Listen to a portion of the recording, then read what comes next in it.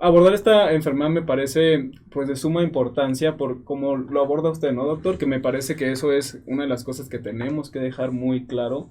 Es una enfermedad que no distingue por raza, color, sexo, ni ningún tipo de orientación, religión, ¿no? Donde mucho va enfocado a que el paciente entienda que pudiera ser una manifestación, si bien de una enfermedad sistémica como por ejemplo lo más común en nuestro país, diabetes, Claro. que es una de las cosas que siempre abordamos cuando recibimos a un paciente con herpes zóster, pudiera ser también la causa de una enfermedad también que es inmunodeprima, como por ejemplo pacientes que no saben que viven con VIH, pacientes que por ejemplo pudieran Claro. tener alguna otra condición. El paciente puede debutar con un herpes Exacto. y atrás exactamente tiene una comorbilidad que puede ser diabetes o que puede ser una inmunodeficiencia ya sea adquirida o inclusive pues genética.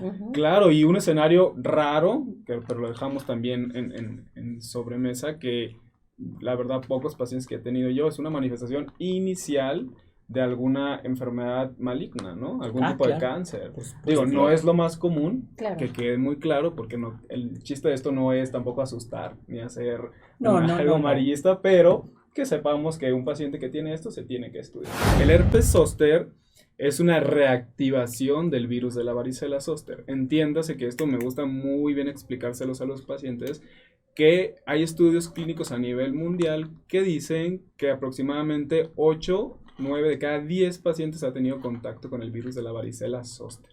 ¿Ok? De hecho, hay muchas regiones del mundo donde ahora que tenemos el uso de ciertas vacunas, pues, esos pacientes por lo general no se hace algún tipo de prueba para saber si ya les dio o no les dio la infección, ¿no? Entonces, esta enfermedad de herpes zóster es una reactivación del virus con el que tuvimos contacto probablemente antes de los 15 años de edad, que es cuando comúnmente se presentan estas enfermedades donde se engloba la varicela zóster, que se llaman enfermedades exantemáticas.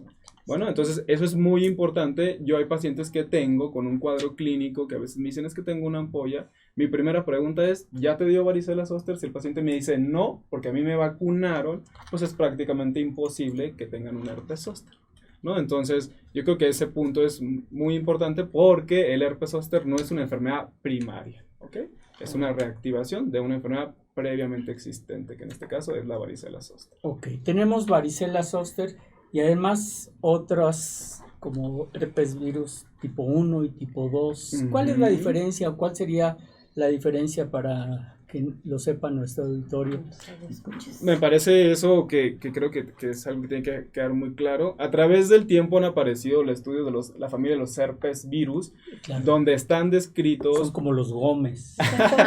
Exactamente. Están descritos en la literatura 8 tipos de herpes virus, ¿no? Que van del 1 al 8 y así se van categorizando. Okay. El virus de la varicela zóster es el herpes virus número 3. ¿Ok? El herpes virus número 1, número 2, que son causantes de fuegos labiales, que es el tipo 1 más comúnmente, ¿sale? Que es el herpes simple. Y el herpes simple tipo 2, que es el causante de lesiones genitales. Aunque bueno, dejando muy en claro que es muy interesante que el herpes virus tipo 2 puede afectar también la cavidad oral y el herpes simple tipo 1 puede afectar también los genitales, que es un tema interesante, ¿no? Y de los otros herpes virus, pues el virus de Epstein-Barr, citomegalovirus y otros virus que también son importantes, pero en ciertos escenarios particulares. ¿Y la vacuna sirve para todos esos virus? ¿O es nada más para el tipo 1, 2 o...? No, fíjese que eso es una de las preguntas cuando los pacientes acuden a vacunarse. Desgraciadamente, la vacuna solamente está dirigido para el virus de la varicela zóster, que impide su reactivación. Hemos visto que pudiera haber un tipo de reacción cruzada, no está tan bien estudiado y la verdad cuando un paciente llega específicamente con esta duda al consultorio, hacemos mucho hincapié que la vacuna no está dirigido ni a herpes genital, que es el virus del herpes simple tipo 2, ni a virus oral, ¿no? Que es el causante de fuegos, que es el virus herpes simple tipo 1. Esto porque creo que hay que evitar la desinformación, pero también hay que dejar tranquilos a los pacientes de que si yo tengo, por ejemplo, cuadros de herpes labiales recurrentes o genitales, no piense yo que me voy a prevenir con esta vacuna.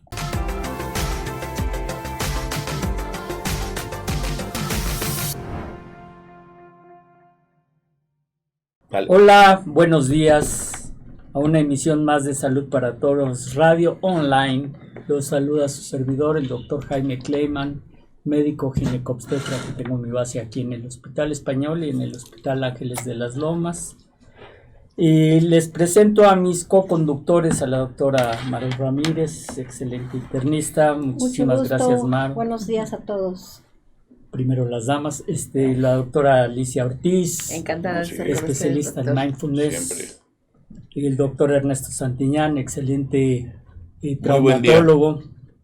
Gracias, transmitiendo desde el Centro de Investigación y Desarrollo Dr. Alfonso Álvarez Bravo del Hospital Español. Cabe mencionar que este es un programa sin fines de lucro. Les presento y nos pueden seguir por Facebook, YouTube, Instagram, TikTok como @saludparatodos_radio y escuchar los podcasts por Spotify, Anchor, Google Podcast, iTunes y demás plataformas digitales como Salud para Todos, Radio Podcast. Y el día de hoy hablaremos de una enfermedad que pues parece que no, pero es una enfermedad que tiene bastante prevalencia y por lo mismo tenemos que tomar nota de esto. Y no nada más los internistas, no nada más los infectólogos, sino yo creo que todas las especialidades, me incluyo, vamos a hablar del herpes zóster. Y para esto tenemos a nuestro invitado, el doctor Sergio Armando Calderón Campos, profesional de la salud enfocado en diagnóstico, prevención y tratamiento de enfermedades infecciosas. Lleva 3 años enfocado en el manejo de personas que viven con VIH, infecciones en pacientes con trasplante, médula ósea, hígado y riñón, y además consejería y seguimiento de infecciones en pacientes que regresan de otros países o viajan al extranjero. El doctor es médico cirujano por la Universidad Autónoma de Guadalajara, arriba las Chivas. Médico internista por la Universidad Nacional Autónoma de México, infectología por la Universidad Nacional Autónoma de México, enfermedades infecciosas tropicales por la Universidad Cayetano Heredia en Lima, Perú, infecciones de transmisión sexual, tiene la alta especialidad en VIH y trasplantes, especialista por la Universidad Western London de Ontario en Canadá, y bueno, es especialista en virología, virus de inmunodeficiencia humana, infecciosas, hipertensión y diabetes. Bueno, pues si nos seguimos así, bueno, nos vamos a echar todo el programa. Sergio, pues muchas gracias por aceptar nuestra invitación, bienvenido. Y bueno, pues pues para empezar, hice un poquito de hincapié en que tiene bastante prevalencia, más de la que pensamos que existe, y en todos los niveles, en todas las clases sociales, y bueno, pues aunque pensemos que es una enfermedad de los adultos mayores, pues también le aqueja desde niños, adolescentes, adultos. ¿Qué nos puedes decir de esto, mi querido Sergio? Bueno, primero que nada quiero agradecer el espacio. A mí me da muchísimo gusto cuando me encuentro con esos espacios que creo que definitivamente llegar a gente, informar, hacer la diferencia, porque me ha tocado que hay gente que por medio de estos espacios acude a consulta. Se hacen diagnósticos oportunos, hay paciente que por primera vez acude a una valoración, las dudas siempre están encima de la mesa, y creo que definitivamente hacer este tipo de mesas redondas nos ayuda muchísimo a llegar a esas personas que por miedo de tal vez sentirse discriminadas, no sé cómo llamarlo, tal vez ignorancia, muchos otros aspectos, ¿no? Que se entiende en todas estas esferas biopsicosociales que vivimos en nuestro país. Enterarse por medio de estos podcasts, por medio de estos videos, definitivamente podemos hacer cambiar la diferencia de una persona, ¿no? Totalmente. Y creo que hablar de esta enfermedad, que cuando uno se enfrenta en la consulta, cuando llegan pacientes por primera vez y existe el temor de que lo primero que hacemos como pacientes es acercarnos al primer medio que tenemos, ¿no? Que muchas veces es el internet, donde uno pone un síntoma y lo primero que aparece son las enfermedades más fatalistas, ¿no? Exacto. Entonces, cuando llega el paciente con nosotros, pues llega dentro de su molestia y lo demás, pues llega con un sentimiento de tristeza, desesperación, esperando que le des una noticia pues bastante fea, ¿no? Entonces, abordar esta enfermedad me parece pues de suma importancia por cómo lo aborda usted, ¿no, doctor? Que me parece que eso es una de las cosas que tenemos que dejar muy claro. Es una enfermedad que no distingue por raza, color, sexo, ni ningún tipo de orientación, religión, ¿no? Donde mucho va enfocado a que el paciente entienda que pudiera ser una manifestación, si bien de una enfermedad sistémica como por ejemplo lo más común en nuestro país, diabetes, claro, que es una de las cosas que siempre abordamos cuando recibimos a un paciente con herpes zóster, pudiera ser también la causa de una enfermedad también que es inmunodeprima, como por ejemplo pacientes que no saben que viven con VIH, pacientes que por ejemplo pudieran claro, tener alguna otra condición. el paciente puede debutar con un herpes. Exacto. Y atrás, exactamente, tiene una comorbilidad que puede ser diabetes o que puede ser una inmunodeficiencia ya sea adquirida o inclusive pues genética.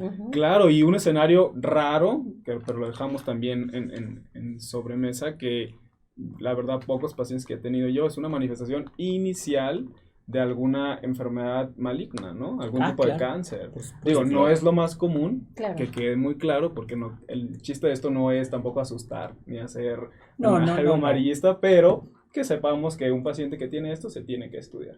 100%. 100%. Y para empezar, ¿qué es, doctor, el herpes zóster? Porque pues hay mucho desconocimiento de este padecimiento, a pesar de que hay poblaciones grandes que lo tienen y que pues su principal complicación pues, es el dolor, ¿no? Entonces eso es y a veces no van con el médico, se untan cosas y demás. Entonces yo creo que sí hay que dejar muy claro qué es y por qué se pasa.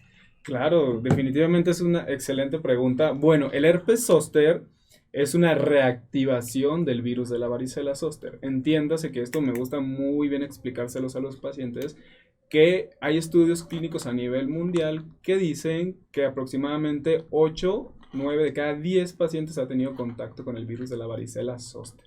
¿Ok? De hecho, hay muchas regiones del mundo donde ahora que tenemos el uso de ciertas vacunas, pues esos pacientes por lo general no se hace algún tipo de prueba para saber si ya les dio o no les dio la infección, ¿no? Entonces, esta enfermedad de herpes zóster es una reactivación del virus con el que tuvimos contacto probablemente antes de los 15 años de edad, que es cuando comúnmente se presentan estas enfermedades donde se engloba la varicela zóster, que se llaman enfermedades exantemáticas. Bueno, entonces eso es muy importante. Yo hay pacientes que tengo con un cuadro clínico que a veces me dicen es que tengo una ampolla. Mi primera pregunta es, ¿ya te dio varicela zóster? Si el paciente me dice no, porque a mí me vacunaron, pues es prácticamente imposible que tengan un herpes zóster, ¿no? Entonces, yo creo que ese punto es muy importante porque el herpes zóster no es una enfermedad primaria, ¿ok? Es una reactivación de una enfermedad previamente existente, que en este caso es la varicela zóster. Ok, tenemos varicela zóster y además otras como herpes virus tipo 1 y tipo 2. ¿Cuál es la diferencia o cuál sería la diferencia para que lo sepa nuestro auditorio? Me parece eso que creo que es algo que tiene que quedar muy claro. A través del tiempo han aparecido el estudio de la familia de los herpes virus, claro, donde están descritos... Son como los Gómez. Exactamente. Están descritos en la literatura 8 tipos de herpes virus, ¿no? Que van del 1 al 8 y así se van categorizando. Okay. El virus de la varicela zóster es el herpes virus número 3. ¿Ok? El herpes virus número 1, número 2, que son causantes de fuegos labiales, que es el tipo 1 más comúnmente, ¿sale? Que es el herpes simple. Y el herpes simple tipo 2, que es el causante de lesiones genitales. Aunque bueno, dejando muy en claro que es muy interesante que el herpes virus tipo 2 puede afectar también la cavidad oral y el herpes simple tipo 1 puede afectar también los genitales, que es un tema interesante, ¿no? Y de los otros herpes virus, pues el virus de Epstein-Barr, citomegalovirus y otros virus que también son importantes, pero en ciertos escenarios particulares. ¿Y la vacuna sirve para todos esos virus? ¿O es nada más para el tipo 1 o 2? No, fíjese que eso es una de las preguntas cuando los pacientes acuden a vacunarse. Desgraciadamente, la vacuna solamente está dirigido para el virus de la varicela zoster, que impide su reactivación. Hemos visto que pudiera haber un tipo de reacción cruzada, no está tan bien estudiado, y la verdad cuando un paciente llega específicamente con esta duda al consultorio, hacemos mucho hincapié que la vacuna no está dirigido ni a herpes genital, que es el virus del herpes simple tipo 2, ni a virus oral, ¿no? Que es el causante de fuegos, que es el virus herpes simple tipo 1. Esto porque creo que hay que evitar la desinformación, pero también hay que dejar tranquilos a los pacientes de que si yo tengo, por ejemplo, cuadros de herpes labiales recurrentes o genitales, no piense yo que me voy a prevenir con esta vacuna. Okay. Creo que es interesante. Es hacer prevención, ¿no? Para eso es la vacuna. Exactamente, la vacuna yo siempre a todos mis pacientes, la gran mayoría, por el tipo de paciente que yo veo y pacientes que veo también de medicina interna, hago mucho hincapié en cuáles son los beneficios que superan por mucho a tener una enfermedad y una complicación relacionada a esto. Y obviamente pues la clínica, ¿cómo se diagnostica? Pues es clínicamente, ¿no? Porque de ver ya las lesiones con ampollas o vesículas, ya uno puede diagnosticar el problema, ¿no? Sí, aquí la cuestión es de que el paciente que lo tiene y no se alcanza a ver, solamente dolor, me arde y nadie lo revisa. Ya hasta que el doctor ya tiene 3 meses, ya está sin lesiones y siguen con un dolor posherpético, ¿no? Fíjese, doctora, que eso es muy interesante porque a mí me ha tocado ver pacientes que seguramente a todo el mundo nos va a pasar o nos ha pasado, donde el cuadro característico que llega un paciente con dolor abdominal, ¿no?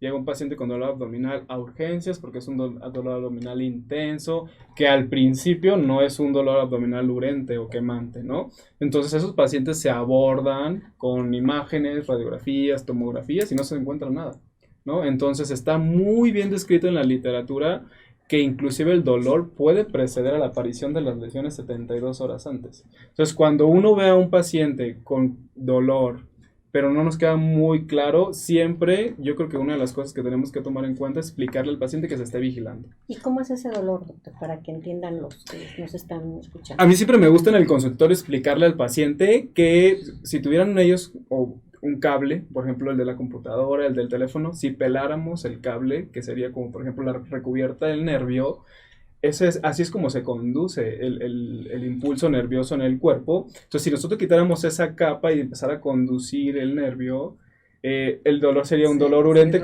exactamente, ¿no? Como un dolor quemante que se irradia, que no es un dolor controlado, como si ellos se hubieran expuesto a fuego, ¿no? Que eso es una de las cosas muy, muy características de esta infección. Tomar en cuenta que el virus ataca el nervio. Así es, por eso el dolor. Sí. O sea, es una enfermedad desmielinizante que afecta la mielinización de los... No, yo creo que eso es importante porque las enfermedades desmielinizantes van dirigidos contra una glicoproteína de las neuronas. En este caso es una enfermedad inflamatoria del nervio que inflama solamente porque ahí tiene una replicación más activa el virus, ¿sale? No porque desmielinice, sino porque afecta la conducción normal de un nervio, ¿sale? Que eso es lo interesante, porque las enfermedades desmielinizantes, la verdad yo les tengo pavor, porque es un apartado completamente distinto, donde hay gente muy capacitada para ver esto, pero son muy discapacitantes, ¿no? Y a través de la vida. Sí, claro. Sí, lo preguntaba por la analogía de la protección del cableado, porque de alguna manera la mielinización es lo que permite que haya esta protección, ¿no? Sí. Pero en el caso de este virus, inflama. La capa protectora, digamos, ¿no? No es que la destruya, que eso sería la desmielinización. Exactamente, la inflama y por eso muchas de las terapias adyuvantes a los tratamientos antivirales son los complejos B, que sabemos, por ejemplo, que las vainas de mielina están cubiertas por complejo B6. Entonces, siempre que damos una terapia antiviral, siempre va acompañada de un medicamento para desinflamar el nervio, que son antineuríticos, más vitamina B, que eso es lo interesante. Okay. Y el paciente que pregunta, una pregunta muy frecuente es que si ya me dio, me puede volver a repetir. ¿Y por qué el dolor después de que ya no hay lesión dura tanto tiempo? ¿Qué es lo que se hace incapacitante para el paciente? La calidad de vida del paciente disminuye mucho por ese dolor persistente. Bueno, una vez que da el herpes zóster, definitivamente como el virus de la varicela se quedó a vivir en nuestro cuerpo, es un virus que no se va a curar. Está como dormidito, ¿no? Está dormido. Entonces, para condicionar una reactivación hay estudios donde hay factores muy bien establecidos, como por ejemplo, si usamos algún derivado de la cortisona, que son medicamentos que son muy buenos para desinflamar, pero bajan el sistema inmunológico. Y luego, exponerse por un tiempo prolongado a la luz ultravioleta, por ejemplo, estos pacientes que se van de vacaciones y luego regresan con un herpes zóster, va muy relacionado a que la luz ultravioleta pudiera ser un factor desencadenante. Y luego la otra cosa, el estado emocional. Por eso ahorita, antes de esto que comentábamos, que es sumamente importante cuando uno ve a un paciente, por lo menos a mí me gusta mucho de, trata a tu paciente como a ti te gustaría que te tratara, Claro. ¿no? Entonces, eso es bien importante porque el estado emocional de un paciente también se ha asociado, los estados de estrés, ansiedad, también se ha Depresión. relacionado con este tema, ¿no? Sí. Y las otras enfermedades que hablamos previamente que también van muy de la mano de este escenario. Pero otra cosa interesante que me gustaría compartir aquí con ustedes es ¿qué empezamos a ver después de la pandemia? Después de la pandemia, y eso hay muchos estudios clínicos, hay un estudio clínico que hicieron en Europa que es buenísimo, la asociación que hay después de haber tenido COVID con la aparición de herpes zóster, ¿no? Entonces se suman, como por ejemplo sabemos que a partir de los 50 años de edad, la inmunidad de todos, cuando rebasemos esta edad, va a ir bajando, per se, ¿no? Entonces empezamos a ver que cuando estos pacientes, aparte, se infectaban de COVID-19, había un riesgo, asociación entre aparición del herpes zóster y haber tenido COVID del 20%.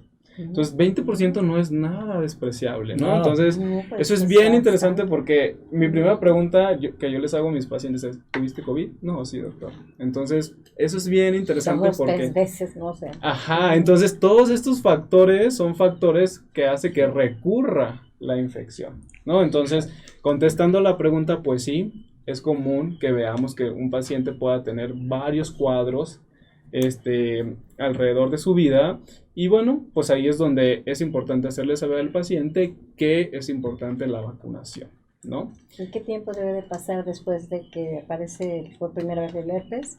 ¿En qué momento se puede aplicar la vacuna? Hay dos instancias que son sumamente importantes. La primera es que todas las lesiones estén en costra o que por lo menos hayan pasado de 3 a 4 semanas del cuadro inicial, ¿sale? Lo que ocurra primero.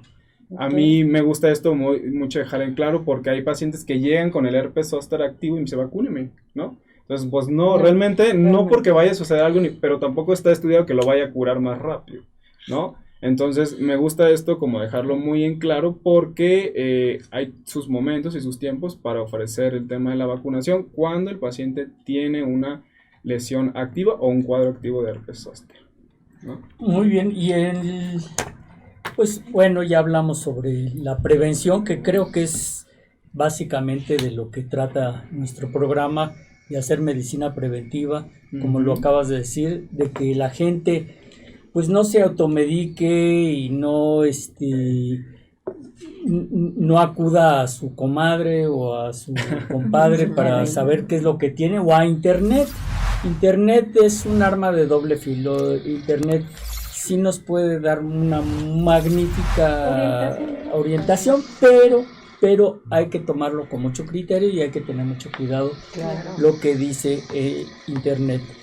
Y bueno, pues lo que estamos pregonizando es justamente que la gente acuda al médico, ¿sí? Que se medique, pero que se medique a través del médico. Y esa es medicina preventiva. Ahora, una persona que ya está con herpes, y bueno, pues hablando de infecciones virales, estas infecciones van a poder y tener el potencial de contagiar a los demás. ¿Qué nos puedes decir en cuestión preventiva?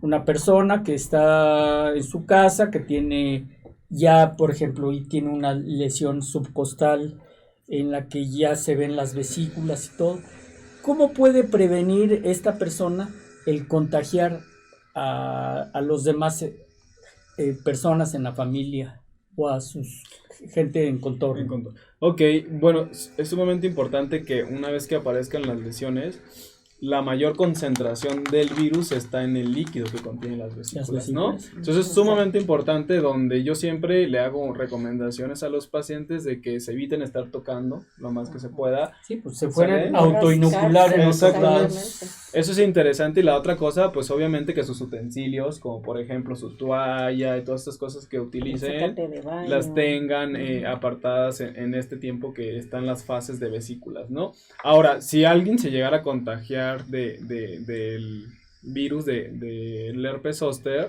pues no les va a dar herpes zóster, ¿no?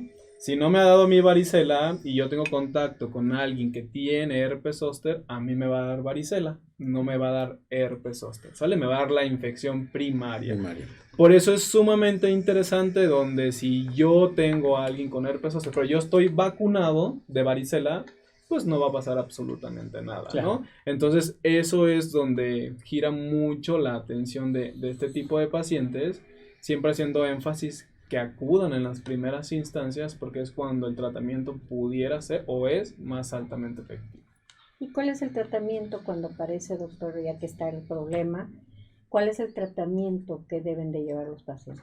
Bueno, sumamente interesante, porque recuerdo una pregunta que me hizo hace rato. Si el paciente acude más rápido a consulta, es mucho menos probable que quede con secuelas, ¿sale? Porque luego recibimos a pacientes una semana después, 2 semanas después, donde me dice, ay, doctor, quíteme el dolor porque ya es insoportable, exacto, ¿no? Entonces ahí uno tiene que ser con mucha mesura, explicarle al paciente que obviamente nos vamos a tardar más en resolverle el cuadro porque ya tienen un periodo recorrido previamente, ¿no? Entonces, una vez que llega nuestro paciente, los estudios clínicos dicen que tenemos 72 horas desde que aparecieron las lesiones para que el antiviral sea altamente efectivo. En nuestro país tenemos 2 opciones, aciclovir y valaciclovir. En el mundo hay varias opciones, que es ganciclovir, pudiera ser también utilizable intravenoso, pero para ciertos casos. Sistémico. Exactamente. Y Foscarnet, que en México no hay, solo está seleccionado para pacientes con trasplante de médula ósea y algunas pacientes con inmunosupresión, porque esos pacientes hacen cuadros de herpes zóster diseminados, ¿no? Que es un tratamiento. El tratamiento tópico diferente. Deberían de pensar la industria farmacéutica que no es un herpes simple, o sea, venden unas pomaditas de este tamaño o así. Entonces, ¿cuánto tiene que comprar el paciente? Pero la verdad yo siempre les mando spray, porque la pomadita, dice, doctora, ya me gasté quién sabe cuánto y no me alcanza ni para una aplicación. O sea, no piensan los de la industria que para un herpes zóster se debe de utilizar pues bastante crema, ¿no? No, y eso, doctora, porque, por ejemplo, lo que comentaba el doctor es sumamente importante, siempre tiene que ser tratamiento dual. O sea, claro, no solamente tópico, porque hablando de la vía tópica, es muy errática al momento de calcular la dosis. Por ejemplo, los pacientes con herpes zóster tienen que tener dosis altas de aciclovir, ¿no? Y hasta, 5 veces al día. Imagínense que no calculamos con una pomada, pues qué tanto te... Claro, a veces en el sector salud les dan 200 miligramos cada 12 horas.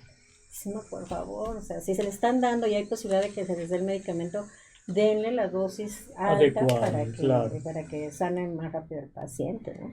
Claro, definitivamente dar la dosis correcta en la situación correcta va a hacer la diferencia. Totalmente de acuerdo. Doctor, perdón, yo quisiera dar un pasito atrás, si me permiten, para abundar un poco sobre la idea de cómo son estos mecanismos que permiten que un virus de esta naturaleza permanezca, como dicen, dormido. ¿Qué es lo que lo despierta? Y quisiera, si nos pudieras explicar si es un mecanismo semejante a este tema de la activación de genes. Hola, doctor, de genes, que ahora se habla mucho de los aspectos de la epigenética, de aspectos medioambientales que permiten que se detone la expresión de ciertos genes. ¿Cómo es el mecanismo en relación a los virus? ¿Qué es lo que protege?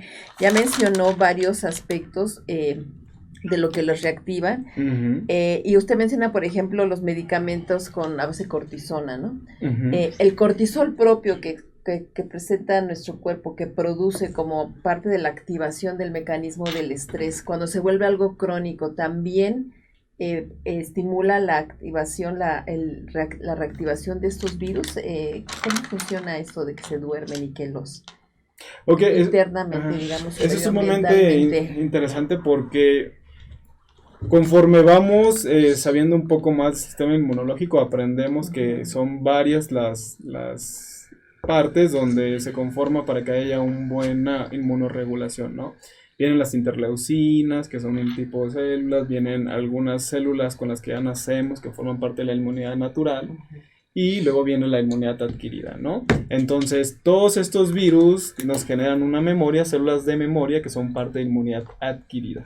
Como parte de la inmunosenescencia, esas células van a ir bajando en el cuerpo, ¿sale? Entonces, hay un límite o hay ciertos límites para considerar, que se consideren normales y que puedan tener una función de controlar una infección viral que ya está viviendo en el cuerpo, ¿no? Por ejemplo, lo vemos mucho con los pacientes con trasplante de médula ósea, donde se hace un reset, o sea, se borran todas esas células de memoria, entonces ya no tenemos quien controle esos virus. Nos pasa mucho, por ejemplo, con citomegalovirus, que forma parte de los herpes simple, pero específicamente nos dan muchos problemas en pacientes con trasplante de órgano sólido y pacientes con trasplante de médula ósea, porque esas células que controlan, que se llaman linfocitos CD8, empiezan a bajar su expresión, ¿sale? Y eso va a ocurrir en todos cuando pasemos los 50 años de edad. Por eso las recomendaciones de las vacunas siempre han sido pacientes que lleguen de esta edad para arriba, siempre y cuando no tengan una condición que previamente los inmunodeprime, ¿sale? Como las que ya comentamos. Ahora, ¿por qué no el cortisol genera que nos inmunodeprimamos? Porque hay una regulación siempre del cortisol. Por eso cuando nosotros queremos hacer un diagnóstico de alguna enfermedad endocrina, tenemos ciertos momentos para tomar el cortisol en el día, porque sabemos que hay un pico y luego hay una regulación de la hormona. Bueno, entonces, cuando empezaron a salir los derivados de la cortisona, que son espectaculares, a mí me encantan en ciertos escenarios, pues obviamente uno ve los bemoles, ¿no? Entonces empezamos a ver que había alteraciones en la opsonización, que es cuando los células de defensa captan bacterias. Hay baja concentración del linfocito CD8, empiezan a bajar las interleucinas, ¿no? Y por eso los esteroides son excelentes tratamientos en pacientes con enfermedades autoinmunes, porque lo que se trata es bajar el sistema inmunológico, ¿no? Y a la contraparte tenemos los pacientes, como por ejemplo con trasplantes, ¿no? Que usamos esos medicamentos para que el paciente no rechace el órgano. Entonces la pregunta del por qué el cortisol propio no hace ese sistema de inmunosupresión, porque es un sistema regulado por el cuerpo. Bueno, si nosotros le damos a un paciente, por ejemplo, 50 miligramos de prednisona, le estamos dando hasta casi 100 veces o 1000 veces la cantidad que nuestro cortisol produce. Nuestro cuerpo produce cortisol, ¿sale? Entonces, hay equivalencias que nosotros usamos en la medicina. ¿Cuánto equivale de cortisol 1 gramo de prednisona? ¿O cuánto equivale metilprednisolona? ¿O cuánto equivale hexametasona? Entonces, todos los equivalentes... Exactamente, son mucho más potentes que el cortisol propio. Entonces va muy en relación a eso, a que los estándares de tratamiento que usamos para muchas enfermedades son supraterapéuticas. Entonces ahí es cuando empezamos a ver baja el sistema. Entonces hay una pregunta, doctor, donde dicen, a mí me dio herpes zóster y me mandaron cortisona tomada. A partir de ahí sentí que me prendí más, ¿por qué? Justamente en relación a lo que a eso tratamos de contestar, porque se inmunosuprimió más, ¿no? De hecho, la cortisona está contraindicada, pero no solamente en herpes zóster, que eso es bien importante, en cualquier infección. Bueno, hay infecciones donde la usamos, pero el paciente está monitorizado estrictamente, como por ejemplo los pacientes que tienen con VIH, hay una infección oportunista, que es un hongo en el pulmón que se llama neumocistis, donde es coadyuvante. Sale la cortisona al tratamiento antimicrobiano, pero esos pacientes están estrechamente monitorizados en un hospital, ¿no? Entonces... Perdón, entonces la cortisona es utilizada básicamente antiinflamatorio, ¿no? Pues inmunomodulador en pacientes con enfermedades reumatológicas y antiinflamatorios en ciertas condiciones. Pues perdón, doctor. Le damos la bienvenida también a nuestro coconductor, a Fernando Castillo. Hola, muy buenos días a todos. Un gusto. Buen día, Fer. Buen día. ¿Podría comentar algo? Adelante, por favor. Los vengo escuchando. Doc, me parece una presentación excelente. Felicidades. Muchas gracias. Porque está tocando los puntos precisos y puntos claves. Y sobre todo ahorita, compañera, la pregunta que le hiciste al doctor, es excelente, Espectacular, sí. porque sabemos que los esteroides hoy en día son utilizados e indicados para enfermedades de tipo autoinmune. Hay que entender mucho que cada que vamos a tratar, como lo sabrá el especialista, el doctor infectólogo, hay que entender mucho en qué etapa se encuentra el paciente, si está inmunodeficiente, si está inmunocomprometido, si está inmunocompetente. Son 3 conceptos que van de la mano, pero siempre, como decían todos ustedes y estaban comentando, hay que entender mucho el antecedente y las enfermedades preexistentes.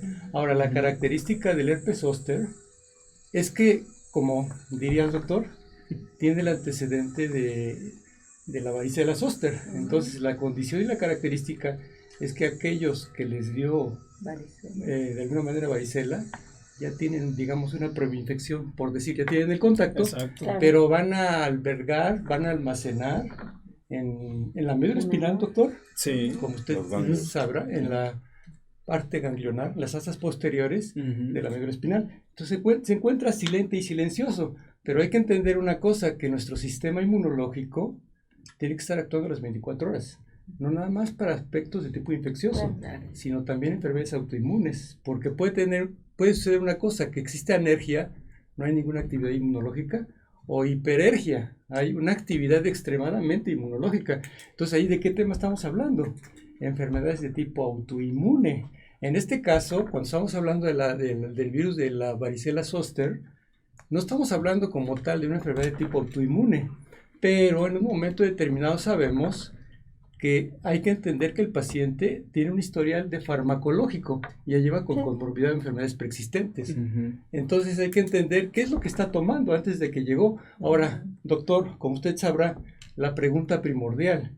Sí. Hay que analizar mucho las enfermedades preexistentes si queremos tener éxito en los diagnósticos. en un tratamiento y en un diagnóstico y pronóstico. Claro. Porque como usted lo dirá, hay 72 horas previas que ya nos está dando aviso. Sí. Y yo me atrevo a decir en este momento, y como usted se dará cuenta, doctor, esas 72 horas son primordiales, porque generalmente está descrito en la literatura que durante los 3 primeros días, pero ya llegamos a una enfermedad donde el virus de la herpes zóster ya hizo presencia, ya se convirtió más que en una etapa prodrómica, significa la etapa de la incubación, parte de la incubación, la presencia de la enfermedad.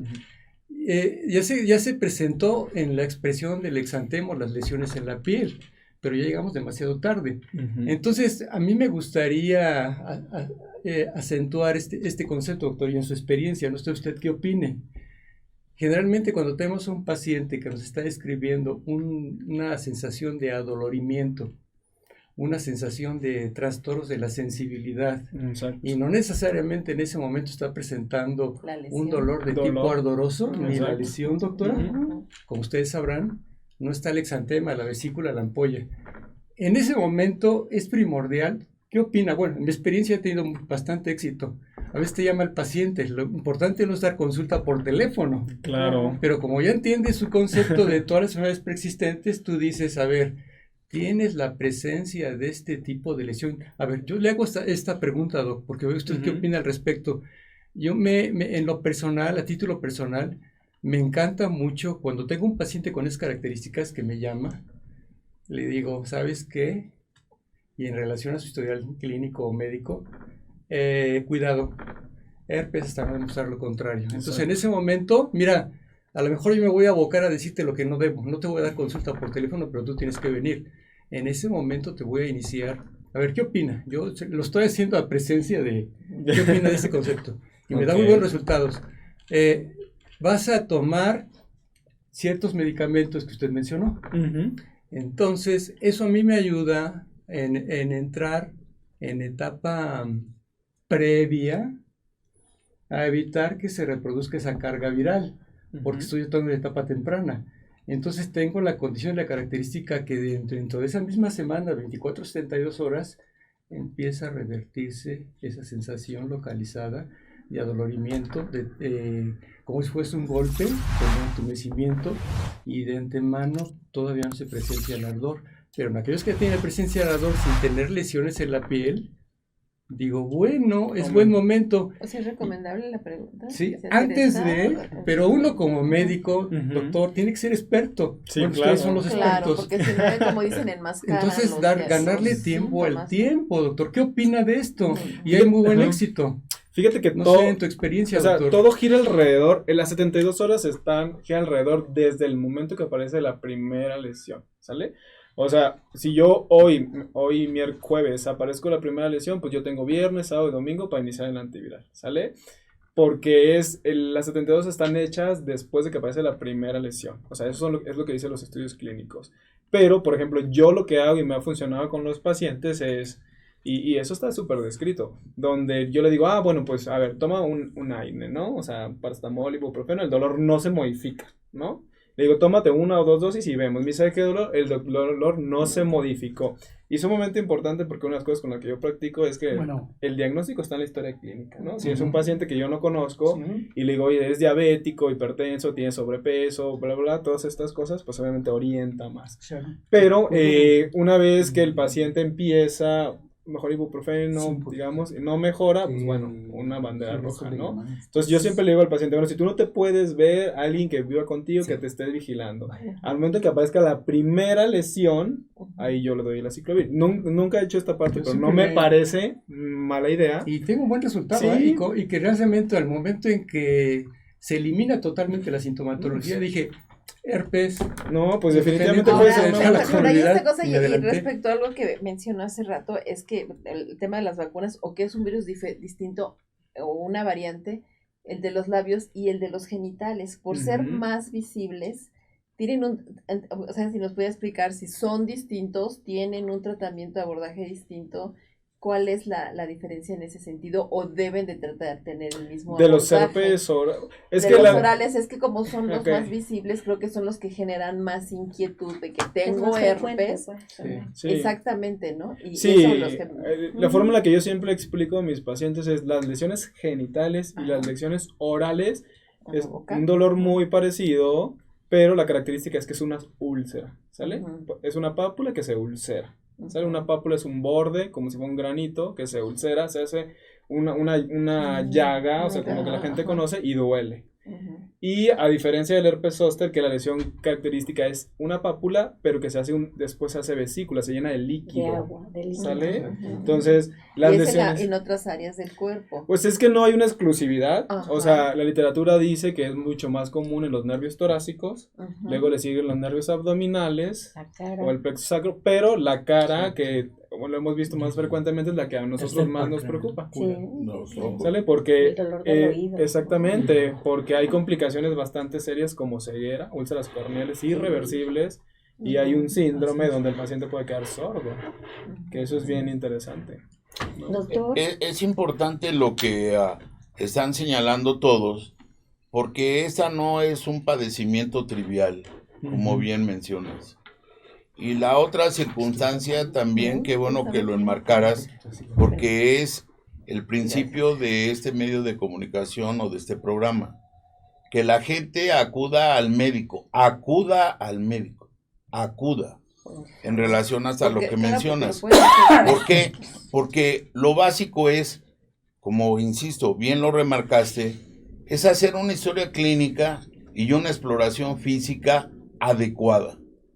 ¿Por qué? Porque cuántas veces efectivamente el dolor, si lo clasificáramos desde el punto de vista como actualmente se maneja, es un dolor neuropático que puede ser central o puede ser periférico. Y que lógicamente lo que nos da el diagnóstico es la aparición de las vesículas o lesiones cutáneas. De ahí que precisamente aquí en medicina hay un dicho y es verdad. Hasta para los compañeros que fueron la primera, entre comillas, barrera, cuando fue lo del coronavirus. ¿Quién debe de tratar el herpes zóster? El médico que sepa tratarlo, independientemente de la especialidad o no. ¿Por qué? Porque si por X o por Z nos quedamos en un simple diagnóstico clínico, ¿sí? Técnicamente podemos tener éxito, como menciona adecuadamente Fernando, pero perdemos una situación muy interesante si no tomamos exámenes de laboratorio, auxiliares o como se le quiera llamar, porque eso nos da un enfoque de lo que es la inmunidad celular humoral de una persona, en relación a lo que también señalaste adecuadamente, lo que son las comorbilidades. Porque un herpes zóster, si fue por una situación que por X o por Z un paciente estuvo inmunodeprimido desde el punto de vista parcial y temporal, pues la evolución va a ser totalmente diferente a una persona, como bien lo señalas, que está asociado a un HIV, ahora la aparición de coronavirus, a una situación de una enfermedad autoinmune y que tenemos que tratarlo con corticoide, no porque no queramos tratarlo con corticoide, porque señalaste un término muy adecuado que es la inmunomodulación, pero para manejar inmunomoduladores, pues el costo es más alto. Y si lógicamente no se hace muchas veces a nivel particular o privado, mucho menos a nivel institucional. Y con la situación que comentaste adecuadamente, que muchas veces en lugar de dar el tratamiento adecuado a la dosis adecuada, de acuerdo al paciente, el perfil adecuado y el manejo y control de las comorbilidades, como señalaste, sí, estamos dando tratamientos, vamos a llamarle parciales, que la evolución para toda la gente, y no es como bien lo señalaste, generar una situación de pánico o estrés. Pero esta entidad puede ocasionar cuadros de mielitis, inflamación a nivel de la médula espinal, meningitis y hasta encefalitis. Sí, sí, sí. Y que técnicamente esto también, punto y aparte, de acuerdo a cómo nos tratemos o dónde nos tratemos, se puede limitar el cuadro y sacar al paciente adelante.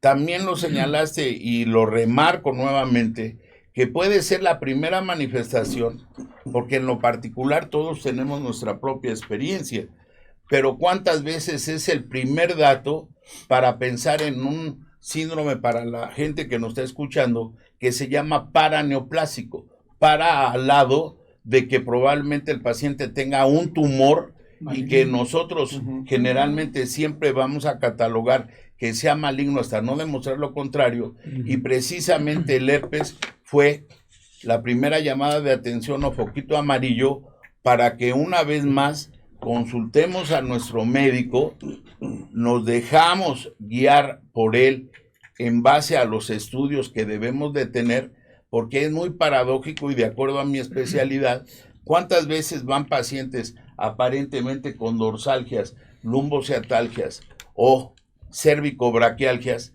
No existe todavía la aparición de las lesiones cutáneas y técnicamente si no hacemos una exploración adecuada vamos a tratar de descartar un proceso infeccioso porque técnicamente no hay una compresión radicular que a mí me diga, y entonces es cuando entramos a los diagnósticos desde el punto de vista de dolor y decir, es un dolor neuropático, vamos a dar este tratamiento, vamos a esperar de 3 a 5 días, lo que dijiste, hay que vigilarlo y se acabó. Y no lo digo por malo, porque cada día, hasta a nivel institucional, cada día menos vemos a los pacientes.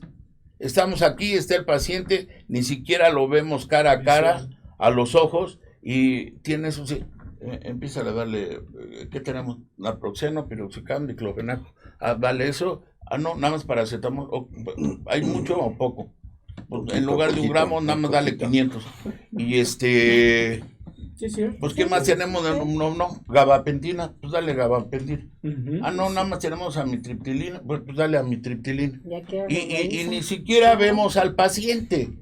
Y el paciente, si no se está ahí moviendo, y hasta cuando dices, y ahora, pues, ¿qué le pasa? ¿Tiene oxiuros o qué? No, es que me duele por acá. Sí, a ver, a la enfermera, descúbrelo. Y hasta no tomamos las medidas adecuadas, porque efectivamente cuando es la fase de vesícula, es la fase de contagio. Y ahí va la enfermera y, pues aquí tiene como unas ampollitas, doctor. Y dices, no, ya no toques a los demás. Y saben, no lo chupos. Esa es la importancia. Adelante. Perfectamente bien tus conceptos. Creo que el tema es eso, ¿no? Que hemos perdido mucho no sé cómo llamarlo, ese interés, no sé, el tiempo de revisar al paciente, Pero yo tengo un concepto de que a veces, eso me gusta practicarlo no solo en el infecto, sino en todo lo que hago, es de que muchas de las veces menos es más. Entonces, si uno ve a un paciente, no porque no estés interesado en su cuadro clínico y le dices, ¿sabes qué? Mira, en este momento, la verdad, porque eso se vale en la medicina, decirle, ¿sabes qué? Ahorita no sé qué tienes. Sí, déjame vigilarte 24-48 horas, vigilemos qué cosas. Esto. Si aparece esto, definitivamente ni te esperes. Dice, ¿no? Tienes esto porque ya así. Pero eso de que el paciente sale con 10,000 cosas para tratar síntomas, cuando realmente no supimos qué fue lo que está sucediendo. Porque, por ejemplo, a mí me pasó mucho con el COVID. Yo recibía pacientes en la consulta, porque yo siempre me gustó verlos. O sea, yo nunca di videoconsulta, no me gusta. Yo lo vi, y a mí no me daba COVID, no sé por qué. Pero, buen sistema inmune. A mí me gusta ver a los pacientes, porque yo veía al paciente y le decía, oye, ¿pero qué enfermedades tienes? Saturando 70, 80%, ¿no? Saliendo un poco de eso. Sí. No, doctor, yo soy sano.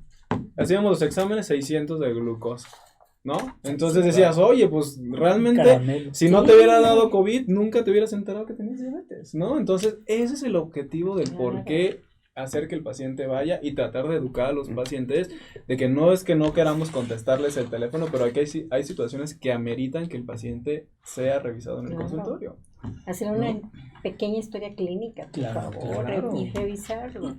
No, y en relación a lo que estamos señalando, y es como siempre manejar la inquietud y la reflexión en la gente que nos está escuchando, y hacer el famoso, que siempre lo señalo, ejemplo de la piedra en el estanque. Sí, la piedra va a hundirse, pero el chiste son las ondas que vamos a generar para que a través, vamos a llamarle, de una educación secundaria, se transmita a otras personas. Exacto. Y no tratarse, porque ese es otro rollo que involucra el aspecto psicológico, de decir, es que a fulanita le funcionó que se pusiera cascarita o la cutícula de jitomate.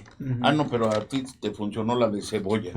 Ah, no, a mí los lienzos de té de manzanilla porque es el astringente, etcétera, etcétera.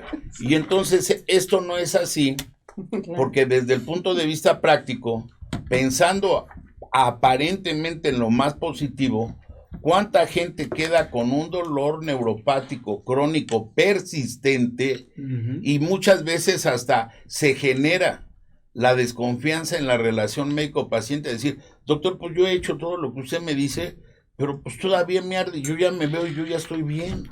Entonces, ¿por qué me sigue ardiendo? Esa es la importancia del vínculo también de comunicación para establecer una adecuada relación médico-paciente y que esté bien informado. Hubo un caso hasta a propósito de estos medios, porque se ha tratado en otros foros, etcétera, etcétera, de una persona que hasta se le citaba para que diera su evidencia. Y decía, pues yo la verdad tuve un herpes a nivel facial, me dieron tratamiento, me consultó. Por eso es la importancia de quién consulta a quién. Un anestesiólogo, algólogo, me dio tratamiento y después me hizo un bloqueo. Pero la circunstancia es de que ahora, ojo, pues no puedo tragar o deglutir adecuadamente. Entonces cuando le preguntaban a esa persona, pero usted de lo de la cara, ¿cómo siente? ¿Cómo me ve? No, pues yo la veo, pues no sé si estaba así antes del accidente, pero pues yo la veo bien, ¿sí? A nivel facial. ¿Y cuál es la circunstancia de dar una recomendación muy simple?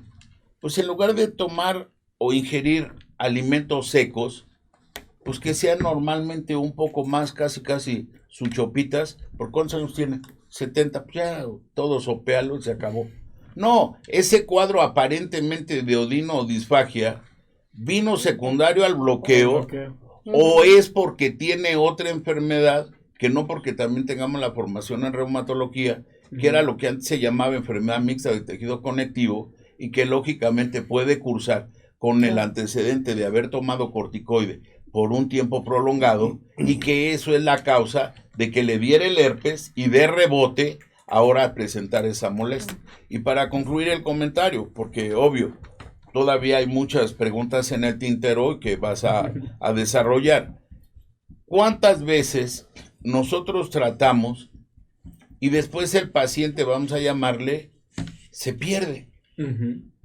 Y técnicamente anda rebotando y rebotando porque actualmente, y no porque vivamos la psicosis o no del coronavirus, el coronavirus vino a traer una revolución hasta a nivel clínico, salvo su mejor opinión. Sí. Hay una paciente que vamos a valorar y que técnicamente trae un problema antes de lo del coronavirus, de una compresión radicular, sí, por exploración, que por X o por Z, como me menciona, se vino el coronavirus, me enfermé, después tuve que viajar porque otros familiares, lamentablemente en el estado de Monterrey, se vieron muy graves y fallecieron.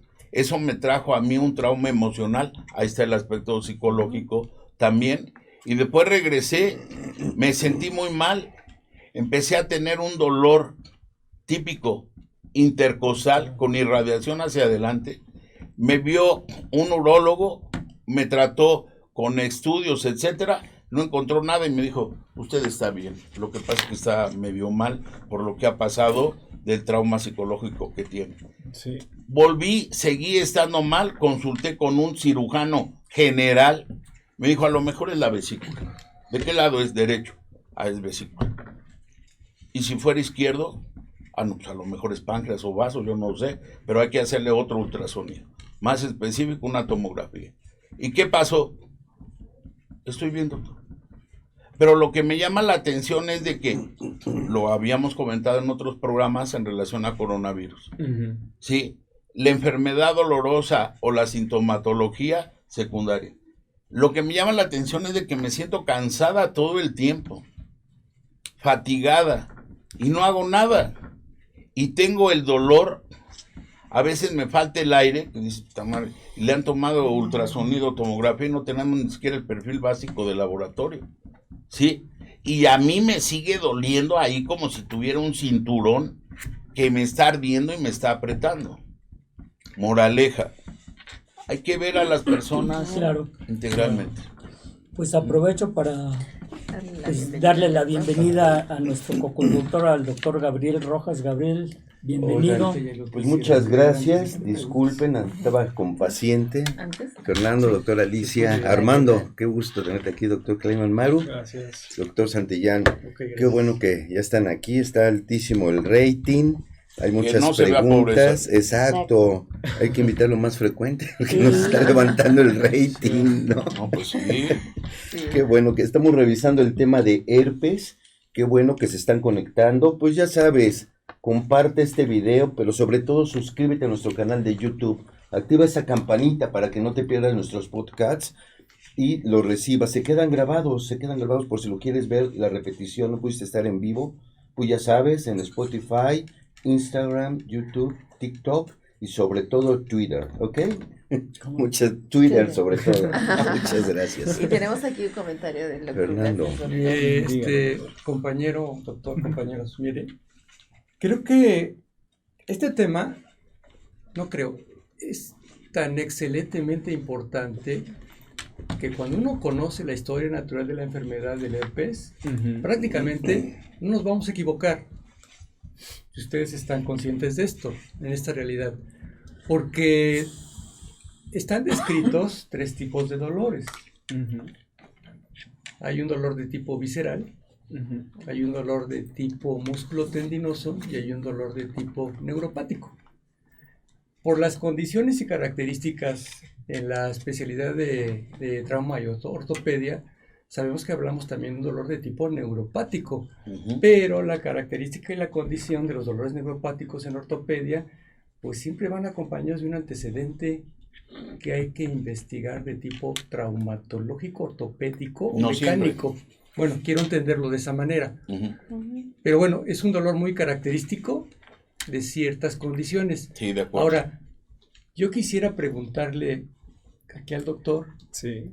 Se habla tanto de dolor neuropático que en relación a cuando estamos hablando de este tema, ¿cómo se puede describir un dolor de tipo neuropático? Aunque sabemos que el dolor neuropático es diverso. En diferentes padecimientos. Ya lo vimos con COVID, deja por neuropatía. Claro.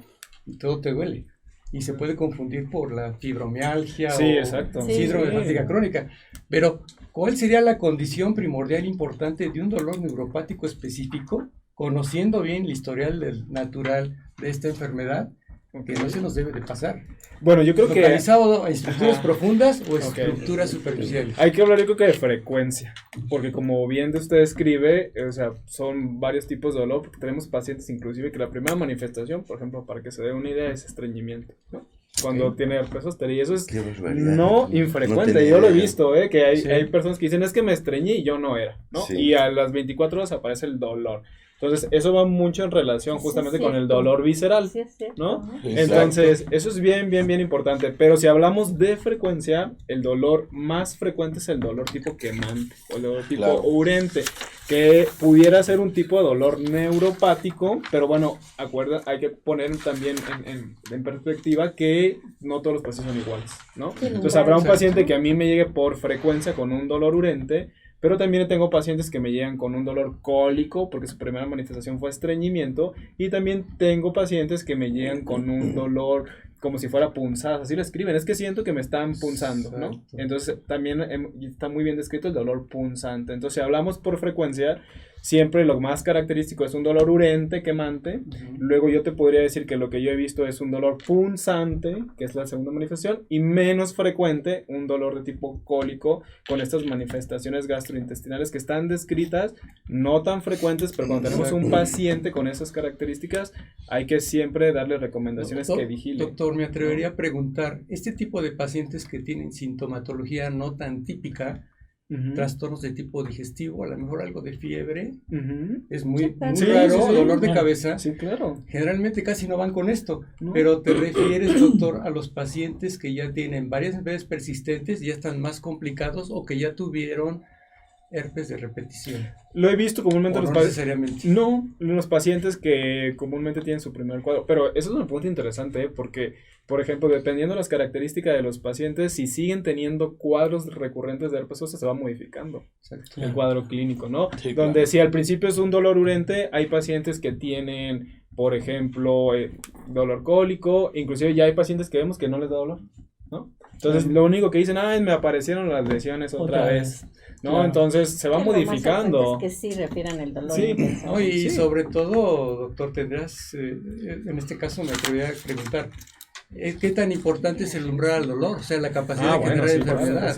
Porque hay personas que dicen, no me duele y me aguanto, pero ¿hasta dónde puede llegar la masacre? Sí, definitivamente habrá gente que con una pequeña molestia ya estamos ahí todos alarmados, y hay gente que se espera hasta las últimas instancias porque dice, no, es que no me dolía tanto, ¿no? Entonces eso es importante, el umbral de las personas, pero definitivamente cuando aparece una lesión en la piel y hay alguna manifestación, por más mínima que sea, hay que acudir lo más pronto posible a valoración. Oye, Armando, mira, hay unos saludos. Osiris Ortiz, saludos a la doctora Alicia Ortiz. Siempre es un gusto escucharla y aprender de ella. Cuquita Cardoso, saludos a todos. Cuquita Cardoso, nuevamente, un tema muy interesante. Lourdes Ortiz, buen día. Magdalena Chavarría, es fan estelar ella del programa. Saludos y bendiciones a todos, excelente programa. Armando, pregunta una paciente, una cibernauta, ¿cómo es el dolor urente? ¿Qué significa urente? Como si te hubieras quemado, ¿no? Seguramente alguna vez alguien hemos agarrado mal un sartén, ¿no? Y como que te queda ese dolor doloroso después de la sensación inicial de que te dolió, queda un dolor como si te hubieras quemado. Muy bien, nos vamos a unos corte comercial. Y venimos con preguntas. Y seguimos con preguntas, yo creo que pues ya tenemos lleno de preguntas. Sí, tenemos un buen. Y cuando tú digas algo. La mayoría se contestaron, ¿no? Perfecto. Sí, muchas gracias. Pues nuevamente aquí platicando con Armando. Con el doctor Sergio Armando Calderón Campas sobre herpes zóster. Y bueno, pues tenemos nuestro rating al alza y eso es muy bueno. Muchas preguntas. Y tenemos muchísimas preguntas y vamos a dar cabida, si gustas, Alicia. Sí, muchísimas gracias. Es que es muy doloroso, pues hay tantas preguntas. Una de las duele mucho. Una de las preguntas es por qué es tan doloroso, y otra también recurrente es si se puede, si una como madre la puede transmitir, cómo se transmite y si se puede ser también un transmisor asintomático, si se puede ser un transmisor asintomático. Son preguntas que nos hace Verónica, Carmela.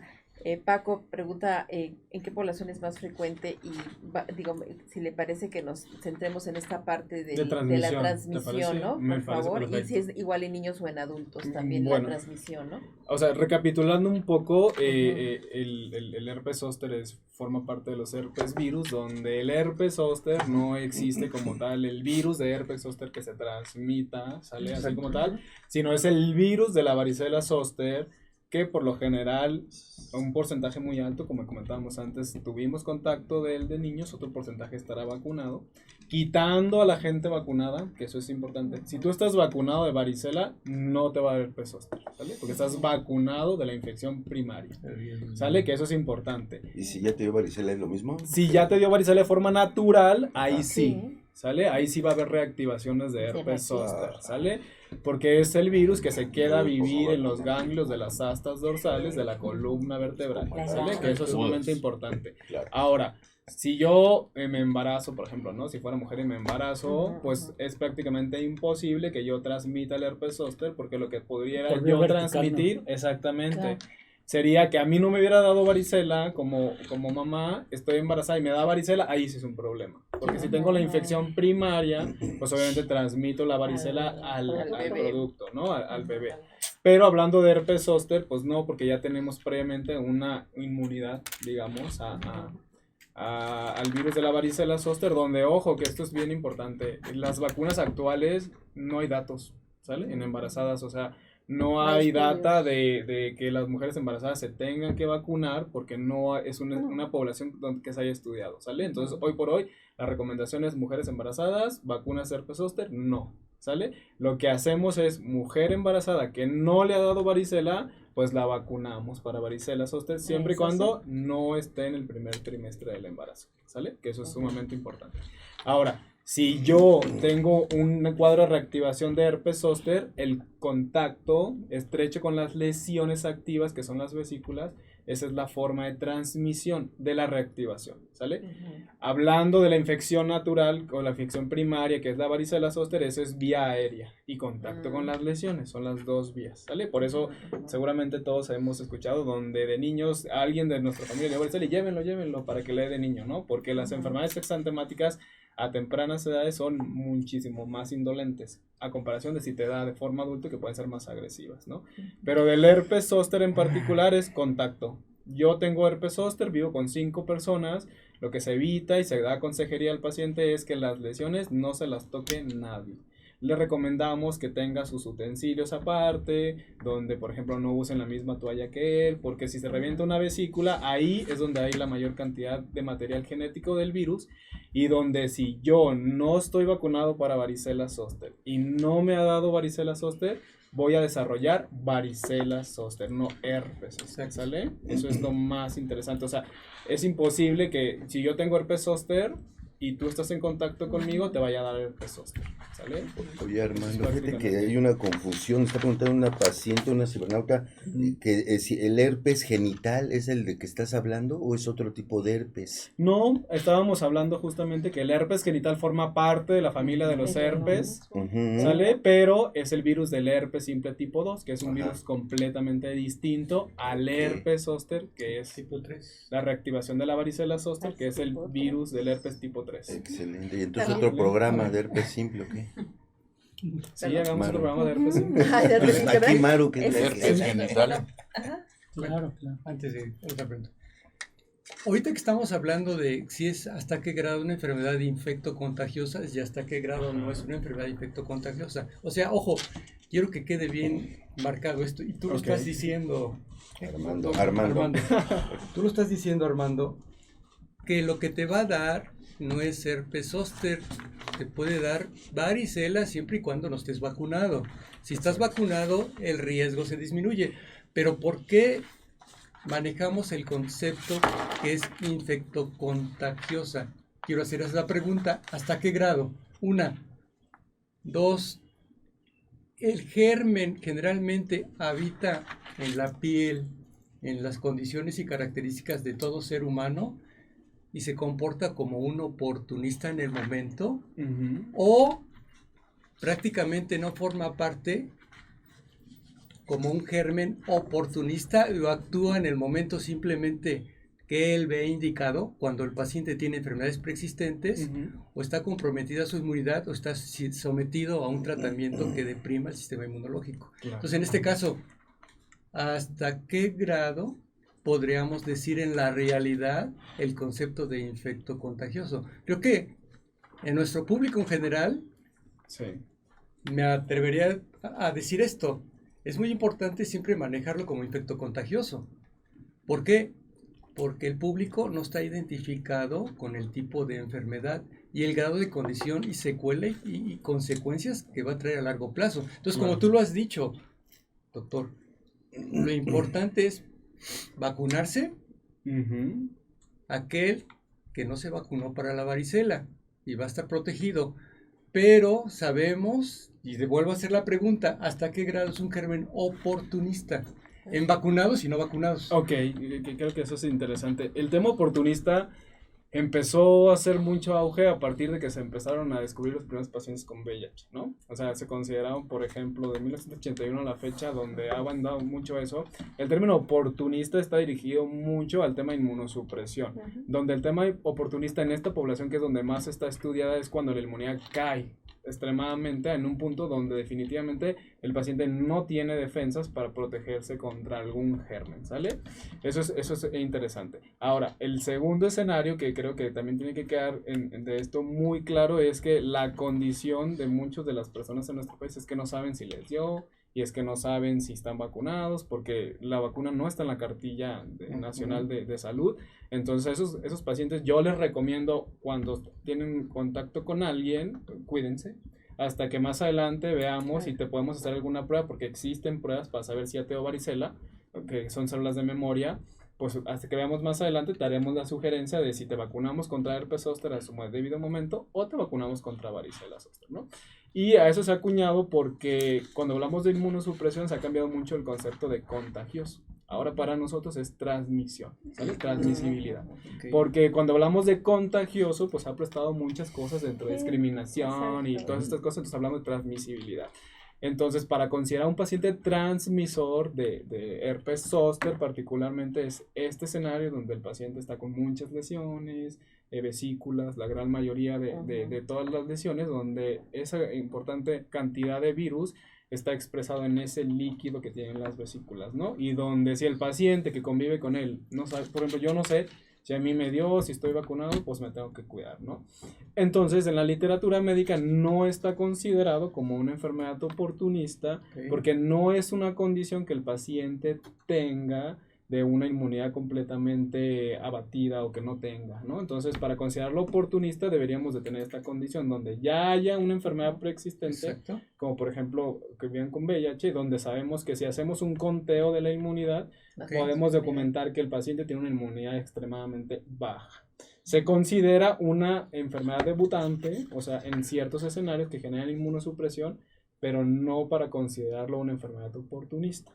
Y hablando de que si la infección vive en la piel, no, porque estos virus son virus neurotrópicos, donde necesitan ciertas características de la neurona para sobrevivir. Por ejemplo, una de las cosas que siempre hacemos en herpes simple tipo 1, que es el fuego, en el líquido genital, hay un aminoácido que está muy bien estudiado, que es la lisina, donde se ve que los pacientes, no hay forma de medirla, pero los pacientes que son portadores de herpes, 1, 2, 3 o herpes zóster, hay una disminución considerable de lisina. Entonces, a los pacientes que tienen recurrencia, les damos tratamiento, los dejamos tratamiento supresivo y aparte les damos este aminoácido para evitar la recurrencia. Claro, cuando estamos hablando y cuando estamos nosotros como médicos viendo pacientes que tienen lesiones herpetiformes que no necesariamente son secundarias a una enfermedad por herpes virus.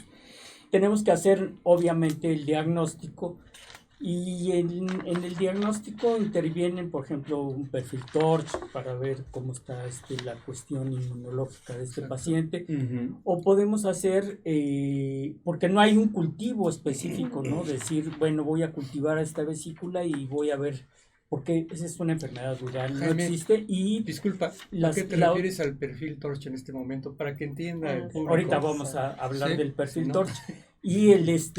O una PCR para enfermedades de transmisión sexual, en las que los paneles que tienen esos perfiles ya vienen el herpes virus tipo 1 y 2 principalmente.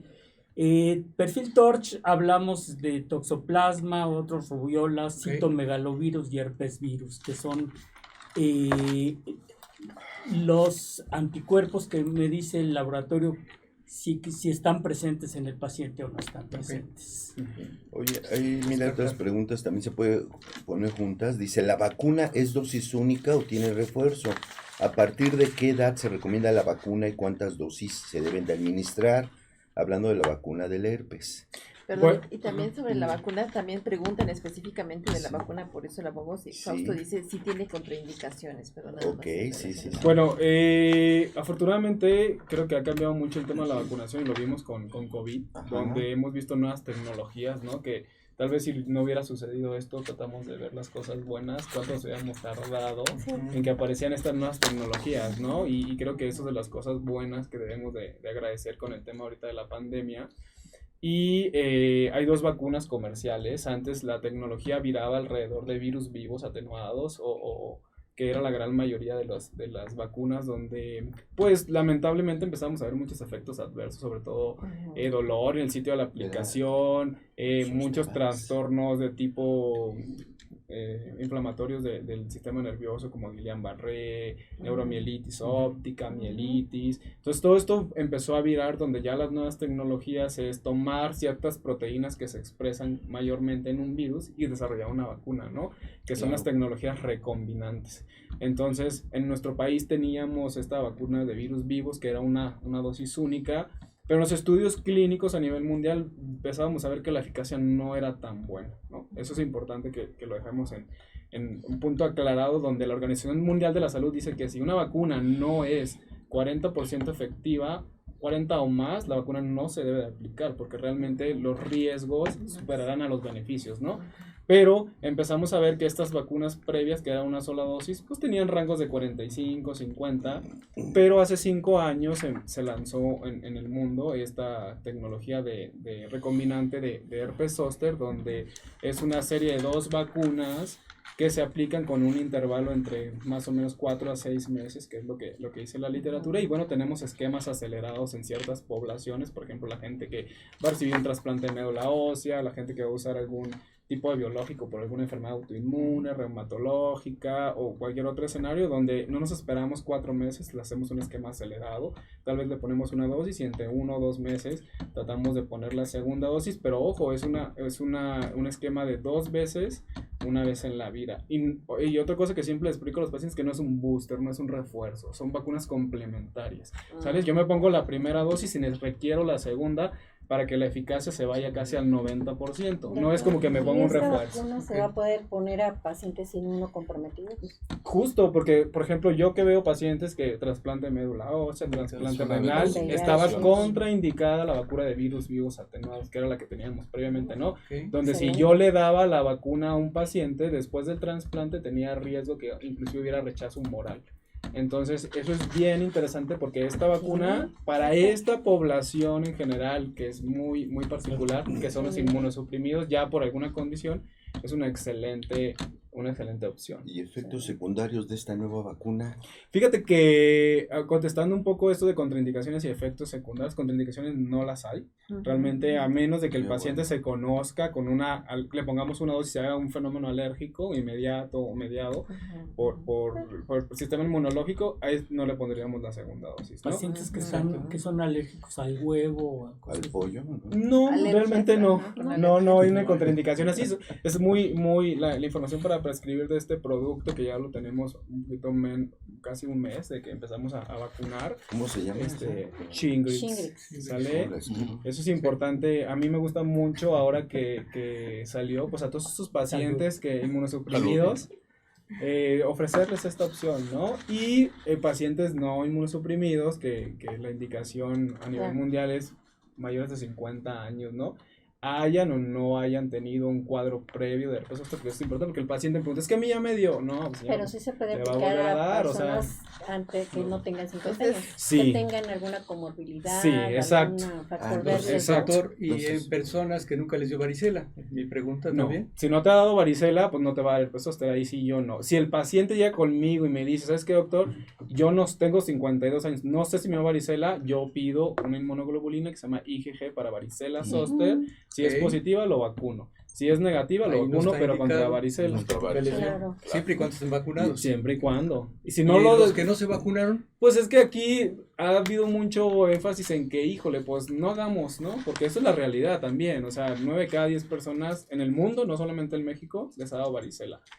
Pero también es mucho la tranquilidad y seguridad del paciente. A mí un IgG en un laboratorio me cuesta 400 pesos promedio, ¿no? Yo prefiero, si hay alguna duda así de la seguridad del paciente, para mí es primero, ¿sabes qué? Yo te recomiendo, hazte el anticuerpo, una vez lo tenga, vemos si te vacunamos o no. Porque ¿Y contra qué te vacunamos? Claro, porque lo va a hacer así nada porque más, yo he tenido ¿no? pacientes que 55 años y no les da varicela. Ajá. Entonces, pues no, o sea, ofrecer una vacuna de herpes zóster cuando queda la mayor de las dudas, sobre todo yo que me dedico un poco más de medicina privada, pues es un problema. Doctor, sobre todo, ¿en qué edad está indicada la aplicación de la vacuna? ¿En qué grupo de población? Mayores de 50 años, que es, eso sabemos que empieza a caer el sistema inmunológico, que es lo que el concepto de inmunosenescencia.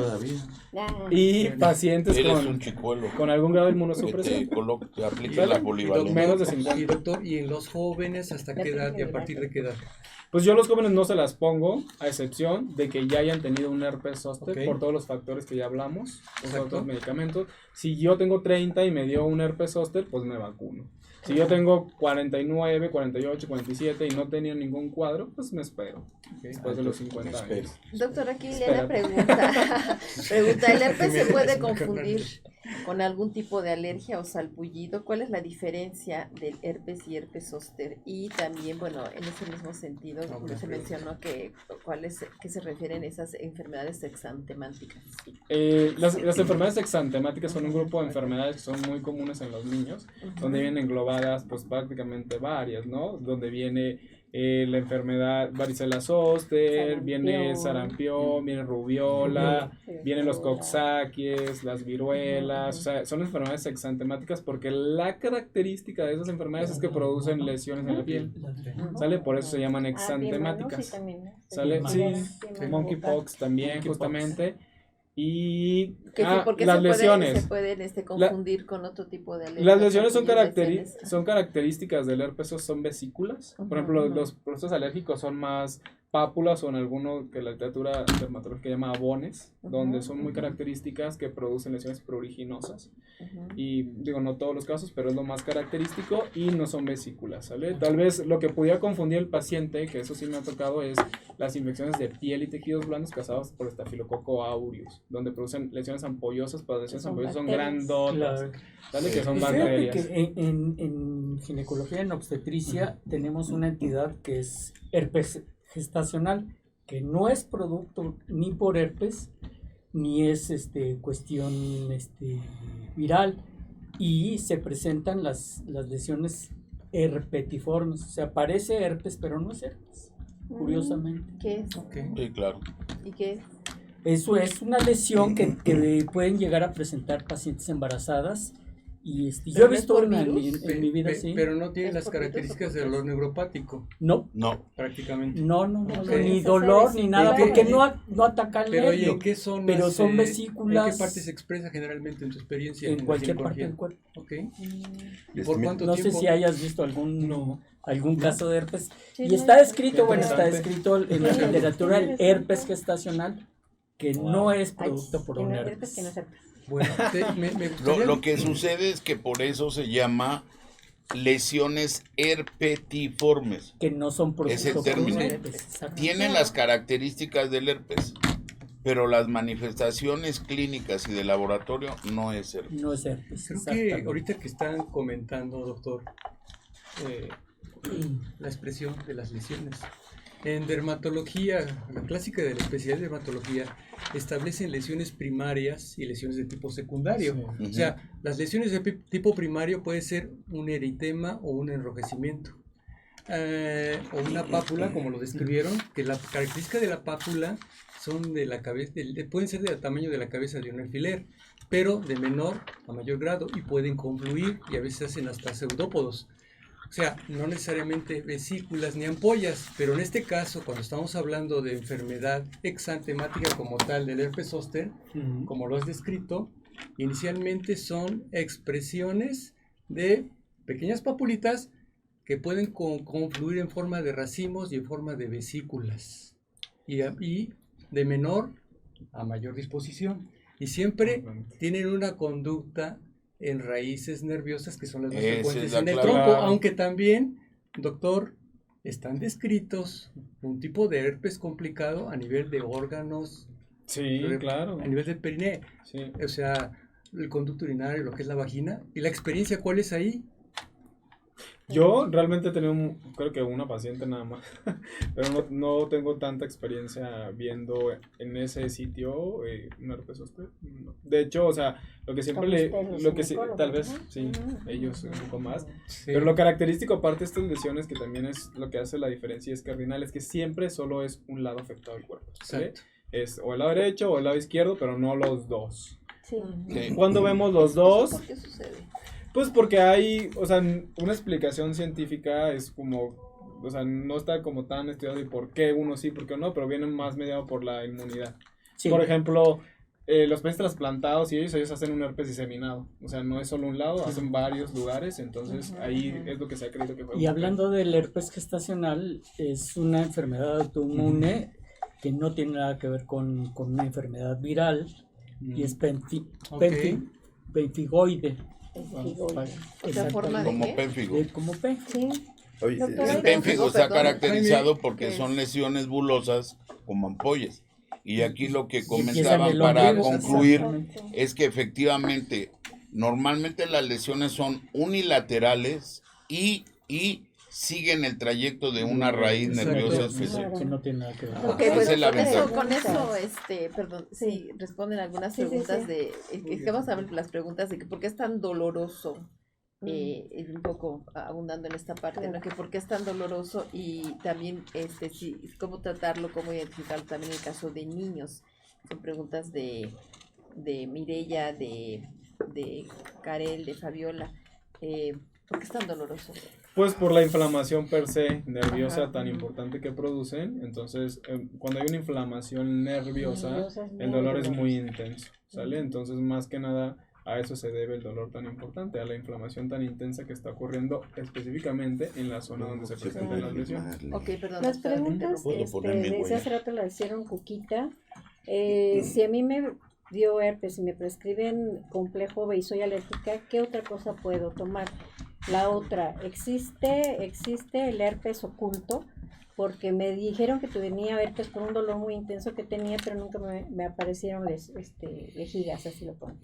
Fíjate que yo lo he visto en 2 pacientes, no como herpes oculto, sino como las manifestaciones no fueron clásicas de vesículas, fueron pápulas, pero el paciente llevaba ya 5 cuadros previos de herpes. Entonces lo que comentábamos anteriormente, ¿no? Se modificaba la evolución. Aparentemente esta paciente nunca le apareció ningún granito, y le dijeron que era un herpes oculto. Sería difícil el término herpes. Como herpes, y la otra paciente sí es alérgica al complejo B, ¿qué otra cosa puede tomar? La verdad, en la literatura médica, eso es importante siempre dejar en claro, nos gusta informar, no desinformar, el término herpes oculto no existe. Eso es importante porque luego nos ha pasado que tratan de dar tratamientos justificando algo, pero si realmente no tenemos un sustento, que mejor no era, ¿verdad? Pues realmente a lo mejor no era, ¿no? Claro. Y hablando del tema de la vitamina B, pues cuando el paciente es alérgico a la vitamina B, obviamente no usarla, no hay un sustituto.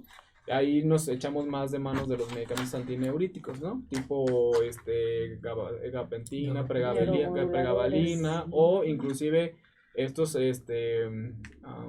antidepresivos tricíclicos tipo amitriptilina, ¿no? Que eso es lo que usamos. Digo, siempre que se pueda hay que usarla. La verdad, la literatura médica dice que hay que acompañarla, pero si el paciente no se puede usarla porque es alérgico, pues realmente no hay una consideración de por qué sustituirla, sino usar lo que se pueda usar. ¿Qué tipo de analgésico sería el adecuado utilizar en este tipo de pacientes? Los estudios clínicos giran alrededor como el de primera opción, la gabapentina.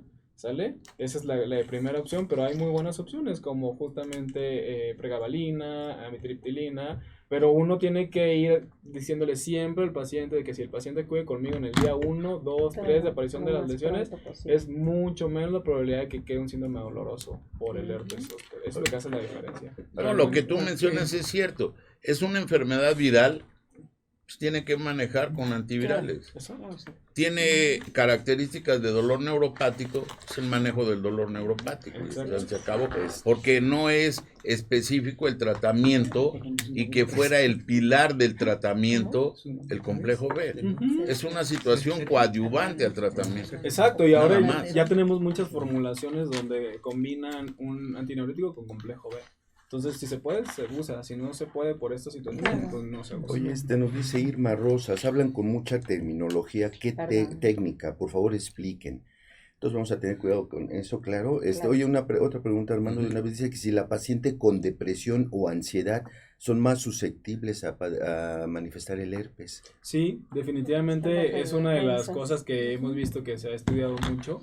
El tema biopsicosocial, donde entra mucho el tema de la ansiedad y la depresión como uno de los factores desencadenantes de estos cuadros de reactivación de herpes zóster. Sí, definitivamente siempre que vemos a un paciente, siempre hacemos un interrogatorio dirigido también a la salud mental. Que acuérdense que la salud mental no está peleada con el resto de las cosas. Al contrario. ¿No? Oye, tus datos, que a dónde te encuentran y tus redes sociales, Armando, por favor. Pues yo doy consulta en la ABC de Santa Fe y a veces voy a Grupo Ángeles, estoy tratando de ir un poco más y mi número de contacto es 55 51 22 90 33 y la red social que a mí más me gusta es Instagram porque ahí subo un poquito más de infografía, no solamente enfermedades infecciosas, sino yo soy internista y me gusta no abandonar esa parte del tema del control metabólico y el diagnóstico en los pacientes. Ahí subo en mi Instagram, que es @doctor.calderón, también subo mucha información de otra cosa, ¿no? Que no realmente sea solamente enfermedades infecciosas, donde creo que si se hace un buen seguimiento de los pacientes desde un inicio de la cuestión metabólica, salud mental y todo este tipo de situaciones, pues nos evitamos que tengamos complicaciones a largo plazo, donde las enfermedades infecciosas pueden ser uno de los detonantes como diagnóstico, por ejemplo, con diabetes, con otras comorbilidades que el paciente no sabe. No, doctor, hay una situación importante. Ahorita acabas de mencionar, Armando, el factor importante. Casi siempre los pacientes que presentan este tipo de problemas de herpes tienen adolescentes son diabéticos, que son los más frecuentes. Porque sabemos que más del 70% de la población, el 70% no está bien controlada y normalmente está inmunocompetente, o sea, tienen el sistema inmunológico muy abatido.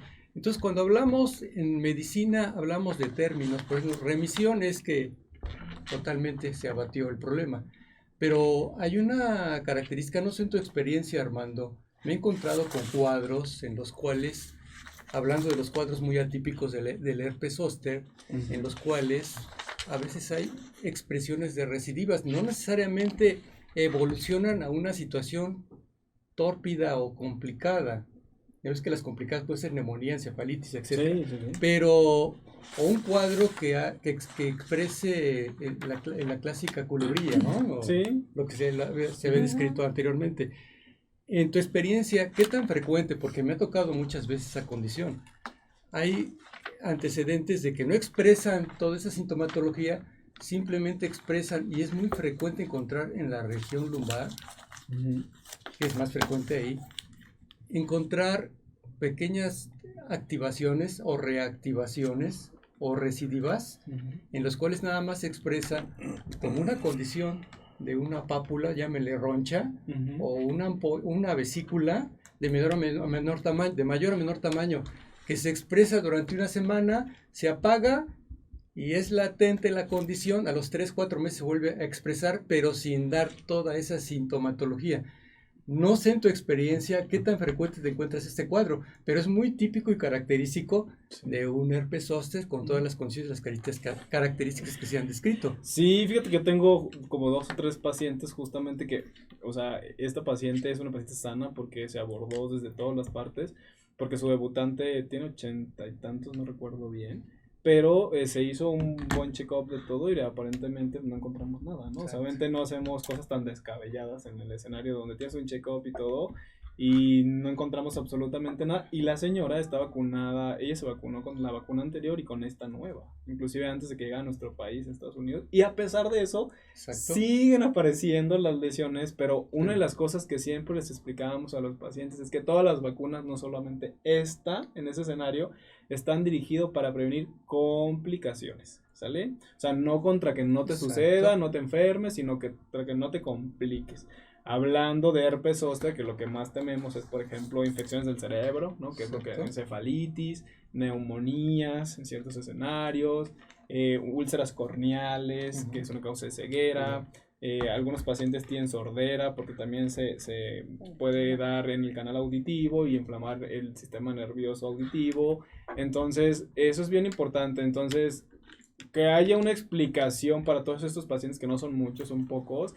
La verdad, yo siempre le digo al paciente, mira, ¿sabes qué? O sea, apareció la lesión, sí, pero ¿qué síntomas tuviste? No, pues ninguno, doctor, solamente me vi la vesícula. Pues para eso está la vacuna, ¿no? Exacto. O sea, la vacuna es para que si te aparezca una lesión, te aparezcan las más mínimas y se vaya haciendo la aparición un poquito más espaciada. Hay pacientes, por ejemplo, esta paciente que le aparece cada 6 meses, ahora le aparece cada 2 años. Entonces, Armando, que quede claro, a pesar de que estás vacunado, puedes tener cierto tipo de recaídas, pero la vacuna exclusivamente su aplicación dirigida a mayores complicaciones. Exactamente. Eso debe quedar claro, ¿verdad, Armando? Sí, eso tiene que quedar claro. O sea, lo más incapacitante para un paciente con herpes zóster, creo yo, quitando la ceguera y esto, que eso ya es término bastante, úlceras corneales que pueden causar ceguera, creo que el dolor. El dolor es discapacitante, hay pacientes que les cambia la vida, o sea, de hacer su vida normal, dejan de hacer muchas cosas. Entonces creo que ese apartado de que un paciente, bueno, si me aparecía una reactivación cada 1 año, ahora está pasando cada 4 años, pero ya nada que ver con ese cuadro de dolor que dure 4, 5, 6 meses con dolor, pues eso, creo que eso es el importante que el paciente tiene que saber, ¿no? O sea, la vacuna pudiera ser que a lo mejor te tuvieras una reactivación con la vacuna, pero el cuadro clínico nada que ver contra que no estuvieras vacunado, ¿no? Que Doctor, eso es lo que Israel Colín dice que se puede ir al ABC con usted para la aplicación de la vacuna. Sí. ¿La Shingrix? Sí, con todo gusto lo podemos atender ahí. Nosotros vacunamos de 10 de la mañana a 6 de la tarde y ahí podemos recibirlo. No tiene que hacer una cita conmigo, tenemos un personal que vacuna. Ah, perfecto. Y entonces puede hablar al número que comentamos previamente. ¿Cuál es? 55 51 22 90 33. Ahí lo pueden atender de 10 a 6 de la tarde y puede ir el día que guste a vacunarse. Pregunta un paciente que se puede utilizar el núcleo CMP Forte. El núcleo CMP Forte sí es un medicamento que el doctor seguramente lo utilizará más que yo, que es un medicamento bastante bueno para inmunomodular dolor, donde es un coadyuvante a las terapias que existen alternas, donde yo he visto que mayormente lo utilizamos cuando el paciente queda con dolor crónico, ¿no? Si un paciente tiene herpes zóster, hablando de esto en particular, acude a consulta y sea un buen tratamiento, lo más probable es que le vaya espectacularmente y no requiera este tipo de medicamentos. Pero es un medicamento muy bueno que lo íbamos a utilizar en esos escenarios de síndrome dolorosos crónicos, sobre todo donde es muy difícil tratar a los pacientes. Sí, claro. ¿No? Es interesante porque una de las complicaciones, por eso siempre acudir a su médico y al que más confianza le tengan. Porque una complicación severa, hablando específicamente del dolor, para no entrar en tantos tecnicismos, es la aparición de alodinia, que significa que a un estímulo menor aparece el dolor pero exacerbado, y es donde entran precisamente las características para manejo del dolor que es producido por alguna transmisión de fibra nerviosa, tanto central como periférica, y es donde entra el núcleo CMP Forte. Actualmente yo hace mucho tiempo que, a no ser de que el paciente, por eso son importantes las comorbilidades, ¿sí?, sea diabético o hipertenso, tratándose con medicamentos que actúan a nivel de los canales de calcio, que acá él desperta, ¿sí?, normalmente utilizamos pregabalina y en segundo lugar la gabapentina. La verdad, antidepresivos tricíclicos yo hace años que no los utilizo. Y la otra cuestión, cuando el círculo es vicioso, se utilizan medicamentos para desensibilizar el nervio como es la duloxetina, y entonces cerramos el círculo del dolor, precisamente para estos casos que no son comunes, pero son más específicos. Moraleja, se tiene que individualizar el tratamiento. Exacto. Claro. ¿Puedo agregar algo a tu comentario, compañero? Mira, es súper importante, si es cierto, el manejo de los fármacos. El núcleo MP, pues, generalmente ya lo vas a trabajar en etapas de secuelas. Pero bueno, ya cuando sucedió, el niño ya se ahogó en el pozo. Pero, a ver, aquí lo importante, en cuanto a la condición del herpes, en antidepresivos, que es el caso te referías, la imipramina. Yo no lo he utilizado. No lo has utilizado. La condición generalmente, y también como habrías comentado, Armando, desde el principio, es muy clásico y característico, yo creo en la experiencia de todos nosotros, compañeros, que los pacientes que cursan con este tipo de problema de herpes zóster, casi va de la mano la condición que tienen trastornos afectivos y trastornos del estado de ánimo. Entonces, a esos pacientes en ocasiones tienen una depresión enmascarada y están saturados de ansiolíticos. Entonces, que quede claro, ojo, tienen que tratarse con un experto en la materia. Claro. Armando, en salud mental, claro. Que sepa porque lo estás mencionando. Una cuestión es el manejo de la ansiedad y otra cuestión es muy diferente el manejo de la depresión. En el caso de la duloxetina, actualmente, no se utiliza como tal de manera primaria en el manejo del dolor neuropático como antidepresivo. Se utiliza el efecto secundario, que es para desensibilizar el nervio. En ciertos casos de dolor crónico que pueden generar acompañados de depresión. Sí, Armando, se manejan los dos aspectos. Si está el cuadro activo en este momento, ¿se puede poner la vacuna? No, ¿sale? Eso es importante ¿En que quede claro. Las dos condiciones que el paciente tiene que esperar es o que pasen de 3 a 4 semanas, o de iniciado los síntomas, o que todas las lesiones que hayan aparecido se hayan ya vuelto costras. ¿Vale? Lo primero que ocurra. Que se me hace súper importante de Tere Canales, gracias. Si yo ya me puse hace 7 años, quiero pensar 7 porque puse 70 años. Hace 7 años, la otra vacuna, ¿puedo ponerme Shingrix? Sí puede ponérsela. Digo, yo la verdad creo que uno tiene que siempre conducirse con mucha claridad y mucha ética en lo que hacemos, porque somos un pilar, ¿no? Para muchas partes donde decían muchos que el médico, el cura, y son bastante bien. Entonces, yo lo que recomiendo a los pacientes es, si no ha tenido ningún cuadro, no se la ponga, ¿sale? Porque ya tiene una vacuna previa. Claro. ¿No? O sea, se la puede poner sí, y ya será decisión del paciente. Mi recomendación es no, a menos de que tenga un cuadro. Bueno, podemos ahora ponerle una vacuna. Claro, si ya le apareció un zóster sobre una vacuna previa que la eficacia no es tan alta, ahí sí yo me esperaría. Si tiene un cuadro, bueno, véngase a vacunar ahora con la nueva vacuna. Pero eso es lo que mi decisión, porque pues ¿para qué vas a llenar un paciente si ya tiene una vacuna previa y nunca ha tenido un cuadro de herpes zóster? Armando, pero sobre todo una vacuna previa es válida comentar.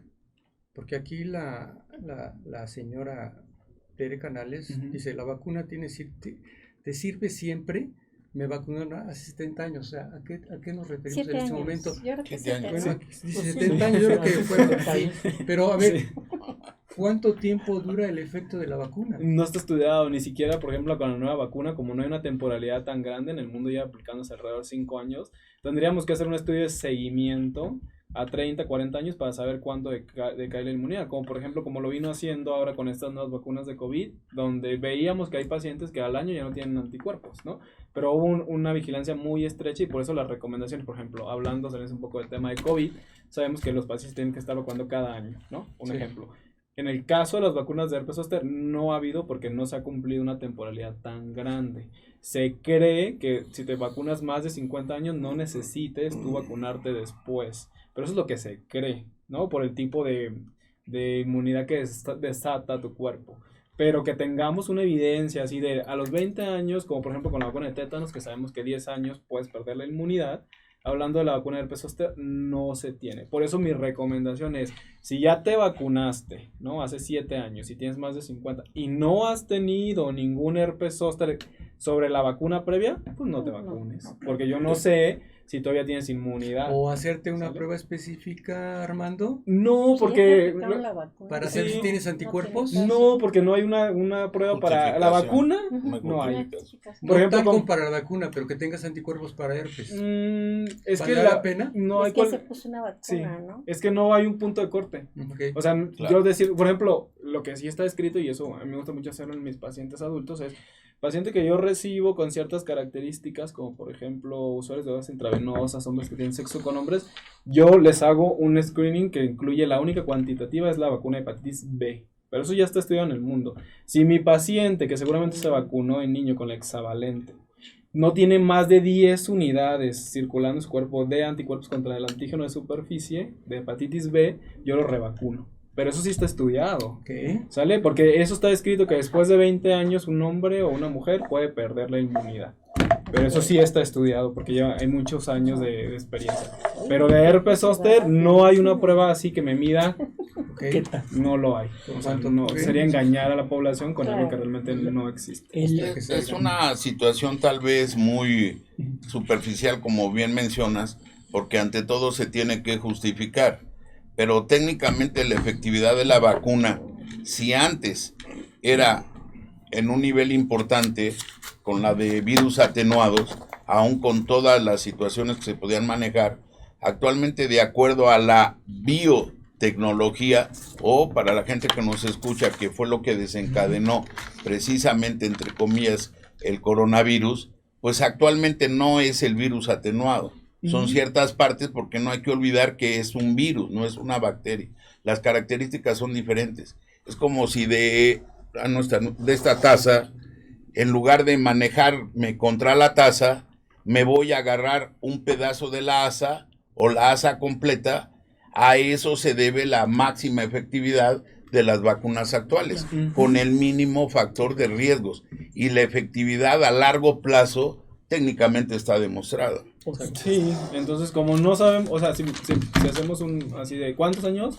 O sea, ¿qué intervalo? No se sabe porque no hay temporalidad. Si tienes una vacuna previa con una eficacia 45, 50%, digamos, pero no te ha dado sobre esa vacuna un herpes zóster, o sea, no se ha reactivado, pues yo la verdad recomiendo que es mejor, tal vez nunca te dé, tal vez esa vacuna para ti, porque eso es importante individualizar.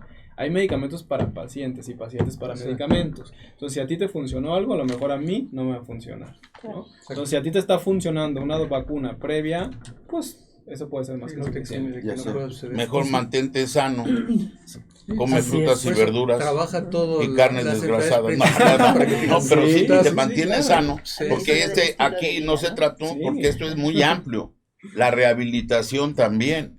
Y el aspecto de la importancia del ejercicio. Exacto. De volviendo a lo mismo, una nutrición adecuada, una vida, entre comillas, que nadie tiene en México, social adecuada.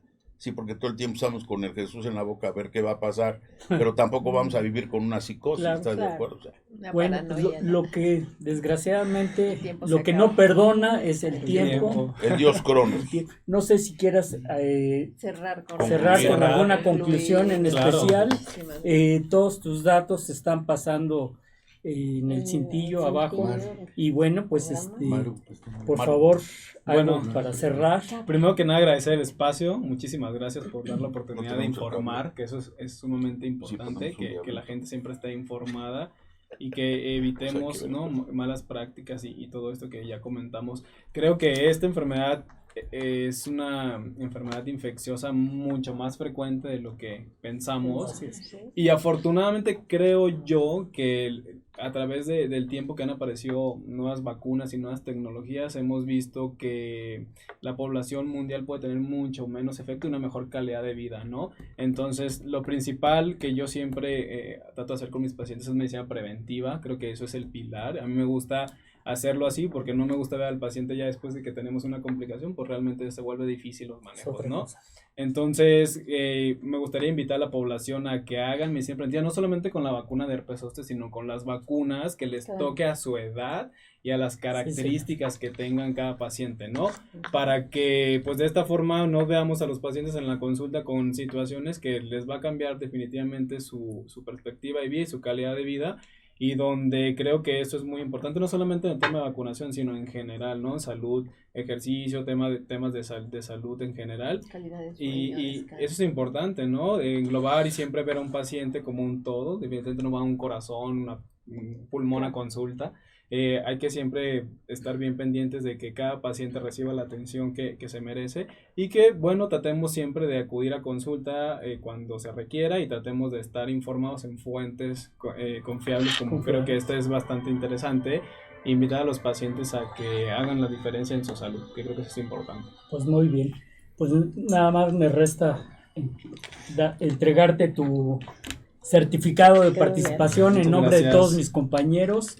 Darte un agradecimiento. Agradecerte tu presencia, tus palabras. La verdad es que, como siempre decimos, se quedó mucho en el tintero todavía. Sí. Y bueno, pues eso amerita una nueva invitación, la verdad.